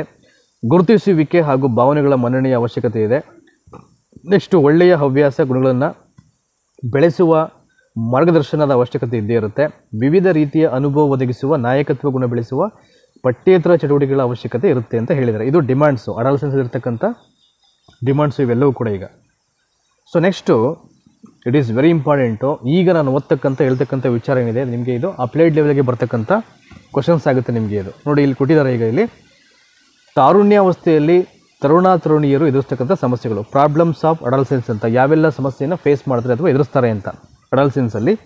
ಸೊ ಎಲ್ಲವನ್ನು ಒಂದು ಕಡೆ ಹೇಳ್ಬಿಡ್ತೀನಿ ನಿಮಗೆ. ಈಗ ನೋಡಿ ಇಲ್ಲಿ ಕೊಟ್ಟಿದ್ದಾರೆ. ಇಲ್ಲಿ ಮೊದಲನೇದು ದುಗುಡ ಉದ್ವೇಗ ಉಂಟಾಗುವಂಥದ್ದು, ಅಶಾಂತಿ ದ್ವಂದ್ವಗಳು ಉಂಟಾಗುವಂಥದ್ದು, ಅಭದ್ರತೆ ಹಾಗೂ ಅನಿಶ್ಚಿತೆ ಉಂಟಾಗುವಂಥದ್ದು, ಹೆಚ್ಚು ಭಾವೋದ್ವೇಗದಿಂದ ವರ್ತಿಸುತ್ತಾನೆ, ಹೊಂದಾಣಿಕೆ ಸಮಸ್ಯೆಯನ್ನು ಫೇಸ್ ಮಾಡೋದು, ಸೂಕ್ತ ಮಾರ್ಗದರ್ಶನವಿಲ್ಲದಿದ್ದರೆ ಸಮಾಜಘಾತಕ ಶಕ್ತಿಗಳಾಗುತ್ತಾರೆ, ತಲೆನೋವು ಕೈಕಾಲುಗಳ ನೋವು ತರುಣರಲ್ಲಿ ಕಾಣುವ ಸಾಮಾನ್ಯ ಸಮಸ್ಯೆಗಳು, ಗುರುತಿಸುವಿಕೆ ಹಾಗೂ ಗುಂಪುಗಾರಿಕೆ ಹಂಬಲದಿಂದಾಗಿ ಅಶಿಸ್ತು ಕಾಣಬಹುದು, ಹಿಂದಿನಿಂದ ಪಡೆದ ಹವ್ಯಾಸ ಮೌಲ್ಯಗಳಿಗೂ ಪ್ರಸ್ತುತ ಹವ್ಯಾಸ ಮೌಲ್ಯಗಳ ನಡುವೆ ಸಂಘರ್ಷ ಆರಂಭವಾಗುವುದು. ಸೊ ಹಾಗೆಯೇ 10ನೇ ಪಾಯಿಂಟಿಗೆ ಬಂದರೆ, ಈಗ ಇಲ್ಲಿ ಮನೆಯಲ್ಲಿ ಪ್ರೀತಿ ವಾತ್ಸಲ್ಯದ ಕೊರತೆ ಉಂಟಾದಾಗ ಮನೆ ಬಿಟ್ಟು ಹೋಗಬೇಕೆಂದು ಬಯಸ್ತಾನೆ. ಕೆಲವರು ಮನೆ ಬಿಟ್ಟು, ನಿಮಗೆಲ್ಲ ಗೊತ್ತಿದೆಯಲ್ಲ ಅಲ್ಲಿ ಏನೋ ಸಮಸ್ಯೆಗಳಾಯಿತು, ನಮಗೆ ಬೇಕಾದಂಥ ವಿಶ್ವಾಸ ವಾತ್ಸಲ್ಯ ಆಗಲಿ ಪ್ರೀತಿಯಾಗಲಿ ಏನೂ ಸಿಗಲಿಲ್ಲ, ಅವರು ಒಂಥರ ಮೆಂಟಲಿ ಅಪ್ಸೆಟ್ ಆಗಿ ಮನೆಯನ್ನು ಬಿಟ್ಟಿರ್ತಕ್ಕಂಥ ಉದಾಹರಣೆಗಳು ಸಾಕಷ್ಟಿದೆ. ಸೊ ತುಂಬ ಜನ ಚೇಂಜಸ್ ಆಗಿರೋದಿದ್ದಾರೆ, ತುಂಬ ಜನ ಐ ಥಿಂಕ್ ಅಂದರೆ ಋಣಾತ್ಮಕವಾಗಿ ಬದಲಾಗಿ ಮನೆ ಬಿಟ್ಟಂಥ ಲಕ್ಷಣಗಳು ಅಟ್ ದ ಸೇಮ್ ಟೈಮು ಜಾಸ್ತಿ ಇದೆ ಅಲ್ಲಿ, ಆಯಿತಾ. ಸೊ ನಾವು ಹೇಗೆ ಆಯ್ಕೆ ಮಾಡ್ಕೋತೀವಿ ಅದ್ರ ಮೇಲೆ ಡಿಪೆಂಡ್ ಆಗುತ್ತೆ ಲೈಫ್ ಆ ಒಂದು ಅವಧಿಯಲ್ಲಿ. ಸೊ ಇನ್ನು ಅದನ್ನು ಬಿಟ್ಟರೆ ನೋಡಿ ಇಲ್ಲಿ ಕೊಟ್ಟಿದ್ದಾರೆ ಇಲ್ಲಿ ಆ್ಯಂಡ್ ಹಿರ್ ವಿ ಗೋ. ತಾರುಣ್ಯಾವಸ್ಥೆಯಲ್ಲಿ ಮಕ್ಕಳಿಗೆ ನೀಡಬೇಕಾದ ಶಿಕ್ಷಣ, ಯಾವ ರೀತಿಯಾದಂಥ ಎಜುಕೇಷನ್ ಪ್ರೊವೈಡ್ ಮಾಡಬೇಕು ಅಂತೇಳಿ, ಎಜುಕೇಷನ್ ಡ್ಯೂರಿಂಗ್ ಅಡಲ್ಸೆನ್ಸ್ ಪೀರಿಯಡ್ ಅಂತ ಇದೆ ಇಲ್ಲಿ. ಸೊ ಈ ಅವಧಿಯಲ್ಲಿ ತರುಣಾತರುಣಿಯರು ದೈಹಿಕವಾಗಿ ಬೆಳವಣಿಗೆ ಹೊಂದುವುದು ಮಾತ್ರವಲ್ಲದೆ ನಡೆ ಆಗಿರ್ಬೋದು, ನುಡಿ ಆಗಿರ್ಬೋದು, ಅವ್ರಾಗ್ತಕ್ಕಂಥ ವೇಷಭೂಷಣ, ಅವ್ರು ಮಾತಾಡ್ತಕ್ಕಂಥ ರೀತಿ ಆಗಿರ್ಬೋದು, ಭಾವನೆ, ಚಿಂತನೆ, ಸಾಮಾಜಿಕ ಸಂಬಂಧಗಳಲ್ಲೂ ಕೂಡ ಬದಲಾವಣೆ ಆಗ್ತಾರೆ. ಹಾಗಾಗಿ ಇಂಥ ಬದಲಾವಣೆಗಳು ಮಗುವಿನ ಆಸಕ್ತಿ, ಅಭಿರುಚಿ, ಪ್ರವೃತ್ತಿಗಳನ್ನು, ಅಭ್ಯಾಸಗಳನ್ನು ಬದಲಾಯಿಸಿ ಮಗುವಿನಲ್ಲಿ ಏನು ಮಾಡಬೇಕು, ಅನಪೇಕ್ಷಿತ ವರ್ತನೆಗಳು ಬರಲಿಕ್ಕೆ ಕಾರಣ ಆಗುತ್ತೆ ಅಂತ. ಅನಪೇಕ್ಷಿತ ವರ್ತನೆಗಳು, ಇಂತಹ ಬದಲಾವಣೆಗಳು ಆತನ ಇಡೀ ಪರ್ಸನಾಲಿಟಿ ಏನಂದರೆ ವ್ಯಕ್ತಿತ್ವ ನಿರ್ಮಾಣವಾಗಲಿಕ್ಕೆ ನೇರ ಪ್ರಭಾವವನ್ನು ಬೀರುತ್ತೆ ಅಂತ, ಯಾವುದರಲ್ಲಿ, ಈ ಒಂದು ಸ್ಟೇಜಲ್ಲಿ. ಸೊ ನೆಕ್ಸ್ಟು ಹಾಗೆ ಸ್ಕಾಲಪ್ ಮಾಡ್ತೀನಿ ಈಗ ನಾನು. ನೋಡು ಈ ಒಂದು ಪ್ಯಾರಾಗ್ರಾಫಲ್ಲಿ ಶಿಕ್ಷಕರು ಹಾಗೂ ಪೋಷಕರು ಮಗುವಿನಲ್ಲಾಗ್ತಕ್ಕಂಥ ಬದಲಾವಣೆಗೆ ತಕ್ಕಂತೆ ಅವರಿಗೆ ಬೇಕಾದ ರೀತಿಯಾದ ಮಾರ್ಗದರ್ಶನ, ಸಲಹೆ ನೀಡದಿದ್ದರೆ ಮಗು ದಾರಿ ತಪ್ಪುತ್ತೆ ಅಂತ. ಅವರ ವರ್ತನೆಗಳಿಗೆ ಅನುಗುಣವಾಗಿ, ಅವರ ಭಾವನೆಗಳಿಗೆ ಅನುಗುಣವಾಗಿ, ಪೂರಕವಾಗಿ ಅವರು ಬಿಹೇವ್ ಮಾಡಬೇಕು. ಅವ್ರಿಗೇನು ಮಾಡಬೇಕು, ಮಾರ್ಗದರ್ಶನವನ್ನು ನೀಡಬೇಕಾಗತ್ತೆ. ಇಲ್ಲಾಂದರೆ ಅದು ವ್ಯತಿರಿಕ್ತವಾಗಿ ಐ ಥಿಂಕ್ ಅವರು ದಾರಿ ತಪ್ಪತಕ್ಕಂಥ ಸಾಧ್ಯತೆಗಳು ಜಾಸ್ತಿ ಇರುತ್ತೆ. ಹಾಗಾಗಿ ಅಂಥವನ್ನ ಸಮಸ್ಯೆಯ ಕಾಲ ಅಂತಲೂ ಕೂಡ ಕರೀತಾರೆ ಇದನ್ನು. ಸೊ ಇಲ್ಲಿ ಮಕ್ಕಳು ಏನು ಮಾಡ್ತಾರೆ, ಸಾಮಾಜಿಕವಾಗಿ ನೋಡಿ, ಮಾನಸಿಕವಾಗಿ ಉದ್ವೇಗ ಹೊಂದತಕ್ಕಂಥದ್ದು, ಕೋಪ ಮಾಡ್ಕೊಳ್ಳೋದು, ಜಿಗುಪ್ಸೆ ಹೊಂದುವಂಥ ಒಂದು ಸಾಧ್ಯತೆ ಜಾಸ್ತಿ ಇರುತ್ತೆ. ತನ್ನ ಆಸೆ ಆಕಾಂಕ್ಷೆಗಳು ಈಡೇರದೇ ಇದ್ದಾಗ, ಫುಲ್ಫಿಲ್ ಆಗದೇ ಇದ್ದಾಗ ಏನು ಮಾಡ್ತಾನೆ, ಡೇ ಡ್ರೀಮ್ ಅಂದರೆ ಹಗಲುಗನಸು ಕಾಣ್ತಕ್ಕಂಥ ಪ್ರಕ್ರಿಯೆ ಇರುತ್ತೆ. ಈ ಹಂತದಲ್ಲಿ ಮಗುವಿನ ಲೈಂಗಿಕತೆ ಆರಂಭವಾಗೋದರಿಂದ, ಬಾಲಕಿಯು ಋತುಮತಿ ಆಗುವುದರಿಂದ ಅವರಲ್ಲಿ ದೂಢ ಮಾನಸಿಕ ಅಸ್ವಸ್ಥತೆ ಪ್ರಾರಂಭವಾಗುತ್ತೆ ಅಂತ. ಅದ್ರ ಬಗ್ಗೆ ಎಲ್ಲ ಸೊ ಅವರಿಗೆ ಮಾಹಿತಿಯನ್ನು ಕೊಡಬೇಕಾಗುತ್ತೆ. ಆ ಏಜಲ್ಲಿ ಏನೆಲ್ಲ ಚೇಂಜಸ್ ಆಗ್ತಾ ಇರುತ್ತೆ, ಏನಾಗ್ತಾ ಇರುತ್ತೆ ಅಂತ ನೋಡಿ. ಇಲ್ಲಿ ಹೇಳಿದರೆ ಅದನ್ನು ಋತುಚಕ್ರದ ಬಗ್ಗೆ ಮಾಹಿತಿ ಇಲ್ಲದಿರೋದ್ರಿಂದ ಭಯ, ಅಂಜಿಕೆ, ಕೀಳರಿಮೆ ಆರಂಭವಾಗುತ್ತೆ ಅಂತ. ಇದಕ್ಕೆ ಸಂಬಂಧಪಟ್ಟ ಹಾಗೆ ಸೊ ಅವರ ಪೇರೆಂಟ್ಸೇ ಮಾಹಿತಿಯನ್ನು ಕೊಡಬೇಕಾಗುತ್ತೆ. ಅವರ ಭಾಳ ಮುಖ್ಯವಾಗಿ ಆ ಬಾಲಕಿಯ ತಾಯಿನೇ ಇದ್ರ ಬಗ್ಗೆ ಮಾಹಿತಿಯನ್ನು ಕೊಡಬೇಕಾಗುತ್ತೆ. ಸೊ ಏನಾಗುತ್ತೆ, ಸೊ ಯಾವ ರೀತಿ ಇರಬೇಕು ಆ ಟೈಮಲ್ಲಿ ಅಂತಕ್ಕಂಥದ್ದನ್ನು ಅವರೇ ಅದಕ್ಕೆ ಪೂರಕವಾದಂಥ ವಿಷಯಗಳನ್ನು ಆಕೆಗೆ ಅರ್ಥ ಮಾಡಿಸ್ಬೇಕಾಗಿರುತ್ತೆ ಇಲ್ಲಿ. ಸೊ ಇದರಿಂದ ಮುಕ್ತಗೊಳಿಸಲು ಲೈಂಗಿಕ ಶಿಕ್ಷಣ ನೀಡಬೇಕು. ಆಯ್ಕೆಗೆ ಸಂಬಂಧಪಟ್ಟಂತೆ ತೀರ್ಮಾನ ತೆಗೆದುಕೊಳ್ಳಲು ಸಂಬಂಧಿಸಿದಂತೆ ಘರ್ಷಣೆ ಉಂಟಾಗುವುದರಿಂದ ಅದನ್ನು ನಿವಾರಿಸಲು ಶಿಕ್ಷಕರು ಮಾರ್ಗದರ್ಶನವನ್ನು ನೀಡಬೇಕು ಅಂತ ಹೇಳಿದ್ದಾರೆ. ನೆಕ್ಸ್ಟು ಈ ಹಂತದಲ್ಲಿ ಮಕ್ಕಳ ವರ್ತನೆಯಲ್ಲಿ ಬದಲಾವಣೆ ತರಲು ಲೈಂಗಿಕ ಶಿಕ್ಷಣ, ಮೌಲ್ಯ ಶಿಕ್ಷಣ, ಯೋಗ ತರಬೇತಿ ನೀಡುವ ಮೂಲಕ ಮಕ್ಕಳ ವರ್ತನೆಯಲ್ಲಿ ಬದಲಾವಣೆ ತರಲಿಕ್ಕೆ ಸಹಕಾರಿಯಾಗುತ್ತೆ. ಅಂದರೆ ಏನೆಲ್ಲ, ಹೇಗೆಲ್ಲ, ಎಷ್ಟೆಲ್ಲ ಅವ್ರನ್ನ ಧನಾತ್ಮಕವಾಗಿ ಅವ್ರನ್ನ ಚೇಂಜಸ್ ಮಾಡಲಿಕ್ಕೆ ಸಾಧ್ಯ ಆಗುತ್ತೋ ಆ ರೀತಿಯಾದಂಥ ಎಜುಕೇಷನ್ನ ಪ್ರೊವೈಡ್ ಮಾಡಬೇಕು. ಯಾವುದರಲ್ಲಿ, ಅಡಾಲ್ಸೆನ್ಸಲ್ಲಿ, ಆಯಿತಾ. ಸೊ ನೆಕ್ಸ್ಟು ತಾರುಣ್ಯಾವಸ್ಥೆಯಲ್ಲಿ ತರುಣಾತರುಣಿಯರು ತಮ್ಮ ಬಾಲ್ಯಾವಸ್ಥೆಯಿಂದ ಪಡೆದ ಉತ್ತಮ ಗುಣಗಳನ್ನು ಉಳಿಸಿಕೊಂಡು ಮುಂದುವರಿಸಲು ಹಾಗೂ ಜೀವನದುದ್ದಕ್ಕೂ ಮುಂದುವರಿಸಲು ಸೂಕ್ತವಾದ ಶೈಕ್ಷಣಿಕ ಕಾರ್ಯಕ್ರಮ ಕೈಗೊಳ್ಳಬೇಕು. ತರುಣಾತರುಣಿಯರೊಂದಿಗೆ ಶಿಕ್ಷಕರು ಸ್ನೇಹಿತರಂತೆ ವರ್ತಿಸುತ್ತಾ ಅವರಿಗೆ ಉಂಟಾಗ್ತಕ್ಕಂಥ ಸಮಸ್ಯೆಗಳನ್ನು ಬಗೆಹರಿಸಬೇಕು. ಜೊತೆಗೆ ತರುಣಾತರುಣಿಯ ಸ್ವಾವಲಂಬನೆ ಬೆಳೆಸಿಕೊಳ್ಳಲು ಸಹಕಾರಿಯಾಗುವಂತೆ, ಜೊತೆಗೆ ವೃತ್ತಿಗೆ ಸಹಾಯಕ ಆಗ್ತಕ್ಕಂಥ ವೃತ್ತಿ ಶಿಕ್ಷಣವನ್ನು ನೀಡಬೇಕಾಗುತ್ತೆ. ನಾನು ಹೇಳಿದ್ನಲ್ಲ, ಅವರ ವರ್ತನೆಗೆ ಅನುಗುಣವಾಗಿ ಅವರ ಅಪೇಕ್ಷೆಗೆ ಪೂರಕವಾದಂಥ ಎಜುಕೇಷನ್ನ ಪ್ರೊವೈಡ್ ಮಾಡಬೇಕು. ನೋಡಿ ಇಲ್ಲಿ ಒಂದು ಕೊಟ್ಟಿದ್ದಾರೆ, ತರುಣಾತರುಣಿಯರು ಈ ಅವಧಿಯಲ್ಲಿ ಕೂಟವನ್ನು ಬಯಸುವುದರಿಂದ ಈ ಅವಧಿಯಲ್ಲಿ ಒಳ್ಳೆಯ ಸ್ನೇಹಿತರೊಂದಿಗೆ ಒಡನಾಟ ಹೊಂದುವಂತೆ ನೋಡ್ಕೊಳ್ಬೇಕು. That is very important. ಹಾಳು ಮಾಡ್ತಕ್ಕಂಥ ಫ್ರೆಂಡ್ಸ್ ಇರ್ತಾರೆ, ಸೊ ಲೈಫನ್ನು ಉದ್ಧಾರ ಮಾಡ್ತಕ್ಕಂಥ ಫ್ರೆಂಡ್ಸ್ ಇರ್ತಾರೆ. ಅಲ್ಲಿ ಯಾವುದನ್ನು ಚೂಸ್ ಮಾಡ್ಕೊಳ್ಬೇಕು, ಅದನ್ನು ಚೂಸ್ ಮಾಡೋ ಹಾಗೆ ಟೀಚರ್ಸ್ ಮಾಡಬೇಕಾಗುತ್ತೆ. ದಟ್ ಈಸ್ ವೆರಿ ಇಂಪಾರ್ಟೆಂಟ್, ಆಯಿತಾ. ಸೊ ನೆಕ್ಸ್ಟು ತರುಣಾತರುಣಿಯರು ನಾಯಕತ್ವ ಗುಣವನ್ನು ಬಯಸುವುದರಿಂದ ಈ ಅವಧಿಯಲ್ಲಿ ನಾಯಕತ್ವ ಗುಣ ಬೆಳೆಯಲು ಸಹಾಯಕವಾಗ್ತಕ್ಕಂಥ ಸಾಮೂಹಿಕ ಚಟುವಟಿಕೆಯಲ್ಲಿ ತೊಡಗಿಸಬೇಕು. ಸೊ ಗ್ರೂಪ್ ಡಿಸ್ಕಷನ್ ಆಗಿರ್ಬೋದು, ಲೀಡರ್ಶಿಪ್ ಆಗಿರ್ಬೋದು, ಅವೆಲ್ಲ ಬೆಳೆಸ್ಕೊಳ್ಳಿಕ್ಕೆ ಬೇಕಾದಂಥ ಪೂರಕವಾದ ಶಿಕ್ಷಣವನ್ನು ಪ್ರೊವೈಡ್ ಮಾಡಬೇಕಾಗಿರುತ್ತೆ ಅಂತ. ನೆಕ್ಸ್ಟು ಅದರಲ್ಲಿ ಭಾಳ ಪ್ರಮುಖವಾಗಿ NCC ಆಗಿರ್ಬೋದು, ಸ್ಕೌಟ್ಸ್ ಆ್ಯಂಡ್ ಗೈಡ್ಸ್ ಆಗಿರ್ಬೋದು, NSS ಆಗಿರ್ಬೋದು, ಈ ರೀತಿಯ ಕೆಲವೊಂದು ನಾಯಕತ್ವ ಶಿಬಿರಗಳಿಗೆ ಅವ್ರನ್ನ ತೊಡಗಿಸೋ ಹಾಗೆ ಅವ್ರನ್ನ ಮಾಡಬೇಕಾಗತ್ತೆ. ತಾರುಣ್ಯಾವಸ್ಥೆಯಲ್ಲಿ ಉಂಟಾಗ್ತಕ್ಕಂಥ ಉದ್ವೇಗ, ಗೊಂದಲ, ಅಸಹನೆಯನ್ನು ನೋಡಿ ಹೋಗಲಾಡಿಸಲಿಕ್ಕೆ ಧ್ಯಾನ ಮತ್ತು ಏಕಾಗ್ರತೆಯಂತಹ ಕಾರ್ಯಕ್ರಮಗಳು ಹಾಗೂ ಉಪನ್ಯಾಸಗಳನ್ನು ನೀಡುವುದರಿಂದ ಹೋಗಲಾಡಿಸ್ಬೋದು ಅಂತ ಹೇಳಿದರೆ ಇಲ್ಲಿ, ಆಯಿತಾ. ನೆಕ್ಸ್ಟು ಕೊನೆಯದಾಗಿ ತಾರುಣ್ಯಾವಸ್ಥೆಯಲ್ಲಿ ತರುಣಾತರುಣಿಯರು ಕೆಟ್ಟ ಹವ್ಯಾಸ ಗುಣಗಳಿಗೆ ಆಕರ್ಷಣೆ ಹೊಂದುವುದು ಸಹಜವಾಗಿದ್ದು, ಅಂತಹ ಕೆಟ್ಟ ಹವ್ಯಾಸದಿಂದ ಉಂಟಾಗ್ತಕ್ಕಂಥ ದುಷ್ಪರಿಣಾಮಗಳ ಬಗ್ಗೆ ಮಾಹಿತಿ ನೀಡುವುದರ ಮೂಲಕ ಉತ್ತಮ ಹವ್ಯಾಸಗಳನ್ನು ಹೊಂದಲು ಅವಕಾಶ ಹಾಗೂ ಮಾರ್ಗದರ್ಶನವನ್ನು ನೀಡಬೇಕು. ಇದೆಲ್ಲ ಅಬ್ಸರ್ವ್ ಮಾಡಬೇಕಾಗಿರುತ್ತೆ. ಸೊ ಯಾರು ಹೇಗೆಲ್ಲ ಯೋಚನೆ ಮಾಡ್ತಾಯಿದ್ದಾರೆ, ಹೇಗೆಲ್ಲ ಅಟ್ರಾಕ್ಟ್ ಆಗ್ತಾಯಿದ್ದಾರೆ, ಅವರು ಒಳ್ಳೆ ರೀತಿ ಅಟ್ರಾಕ್ಟ್ ಆಗ್ತಾಯಿದ್ರು, ಅಲ್ಲ ವ್ಯತಿರಿಕ್ತವಾಗಿ ಆಕರ್ಷಣೆ ಇವೆಲ್ಲವನ್ನು ನೋಡಿಕೊಂಡು ಸೊ ಧನಾತ್ಮಕವಾಗಿ ಏನು ಅವರ ಆಕರ್ಷಣೆ ಇರ್ತಾರೆ ಅದಕ್ಕೆ ಪೂರಕವಾಗಿ ಮಾರ್ಗದರ್ಶನವನ್ನು ಕೊಡಬೇಕಾಗಿರುತ್ತೆ. That is very important. So next ತಾರುಣ್ಯಾವಸ್ಥೆಯಲ್ಲಿ ಸೂಕ್ತ ಬೆಳವಣಿಗೆ ಉಂಟಾಗಬೇಕಾಗುವುದರಿಂದ ಸಮತೋಲನ ಆಹಾರ ನೀಡಬೇಕಾಗುತ್ತೆ. ಕಾಲಕಾಲಕ್ಕೆ ವೈದ್ಯಕೀಯ ತಪಾಸಣೆ, ಯೋಗ ಹಾಗೂ ವ್ಯಾಯಾಮವನ್ನು ಇಲ್ಲಿ ಒದಗಿಸಬೇಕಾಗಿರುತ್ತೆ. ಸೊ ಇದಿಷ್ಟು ತಾರುಣ್ಯಾವಸ್ಥೆಗೆ ಸಂಬಂಧಪಟ್ಟಾಗಿರತಕ್ಕಂಥ ಪರಿಪೂರ್ಣವಾದಂಥ ಮಾಹಿತಿಗಳು. ನೆಕ್ಸ್ಟು ಡೆವಲಪ್ಮೆಂಟ್ ಆಗಿ ಟಾಸ್ಕಲ್ಲಿ ವಿಕಾಸಾತ್ಮಕ ಕಾರ್ಯಗಳ ಬಗ್ಗೆ ನಾವು ನೆಕ್ಸ್ಟು ಮತ್ತೊಂದು ವಿಡಿಯೋದಲ್ಲಿ ನೋಡೋಣ. ಈಗ ಹೆಚ್ಚು ಕಡಿಮೆ ಸುಮಾರು ಹಾಫ್ ಆನ್ ಅವರು ಈ ಒಂದು ತಾರುಣ್ಯ ವ್ಯವಸ್ಥೆಯ ಬಗ್ಗೆ ನಿಮಗೆ ಪರಿಪೂರ್ಣವಾಗಿ ಮಾಹಿತಿಯನ್ನು ಕೊಟ್ಟಿದ್ದೀನಿ. ಇದರಲ್ಲಿ ಒಂದು 2 ರಿಂದ 3 ಪ್ರಶ್ನೆಗಳನ್ನು ಕೇಳ್ತಕ್ಕಂಥ ಸಾಧ್ಯತೆ ಇರುತ್ತೆ. ಅಡಲ್ಸೆನ್ಸಲ್ಲಿ ಅವರು ಹೇಗೆ ಸಾಮಾಜಿಕವಾಗಿ ಬದಲಾವಣೆ ಆಗ್ತಾರೆ, ಮಾನಸಿಕವಾಗಿ ಬದಲಾವಣೆ ಆಗ್ತಾರೆ, ಅಲ್ಲಿ ಕೊಡಬೇಕಾದಂಥ ಎಜುಕೇಷನ್ ಯಾವ ಥರ ಇರುತ್ತೆ, ಮತ್ತು ಅವಧಿ ಏನು, ಅಲ್ಲಿ ಬರ್ತಕ್ಕಂಥ ಕ್ಲಾಸಿಫಿಕೇಷನ್ಸ್ ಏನು, ಇವೆಲ್ಲವೂ ಕೂಡ this are all the very important factors ಅಡಲ್ಸೆನ್ಸಲ್ಲಿ, ಆಯಿತಾ. ಇನ್ನು ನೋಡಲ್ಲ ಅಡಲ್ಸೆನ್ಸಲ್ಲಿ ಅವ್ರು ಫೇಸ್ ಮಾಡ್ತಕ್ಕಂಥ ಸಮಸ್ಯೆಗಳೇನು ಅಲ್ವಾ, ಇವೆಲ್ಲದರ ಬಗ್ಗೆ ನಿಮಗೆ ಪರಿಪೂರ್ಣವಾಗಿ ಮಾಹಿತಿಯನ್ನು ಕೊಟ್ಟಿದ್ದೀನಿ. ಐ ಹೋಪ್ ನಿಮಗೆಲ್ಲ ಈಸಿಯಾಗಿ ಅರ್ಥ ಆಗಿದೆ ಅಂತ ಇಲ್ಲಿ ಭಾವಿಸ್ತಾ ಸದ್ಯಕ್ಕೆ ಈ ಒಂದು ಸೆಷನ್ ಇಲ್ಲಿ ಕ್ಲೋಸ್ ಮಾಡ್ತಾ ಇದ್ದೀನಿ. ನೆಕ್ಸ್ಟ್ ಸೆಷನ್ಸಲ್ಲಿ ವಿಕಾಸಾತ್ಮಕ ಕಾರ್ಯಗಳ ಬಗ್ಗೆ ನಾವು ಮಾಹಿತಿಯನ್ನು ತಿಳ್ಕೊಳ್ಳುವಂಥ ಪ್ರಯತ್ನ ಮಾಡೋಣ. ಧನ್ಯವಾದ ಇಷ್ಟೊತ್ತು ಈ ವಿಡಿಯೋನ ವಾಚ್ ಮಾಡೋದಕ್ಕೆ. ದಯಮಾಡಿ ನಿಮ್ಮೆಲ್ಲ ಸ್ನೇಹಿತರಿಗೂ ಶೇರ್ ಮಾಡಿ. Thank you so much.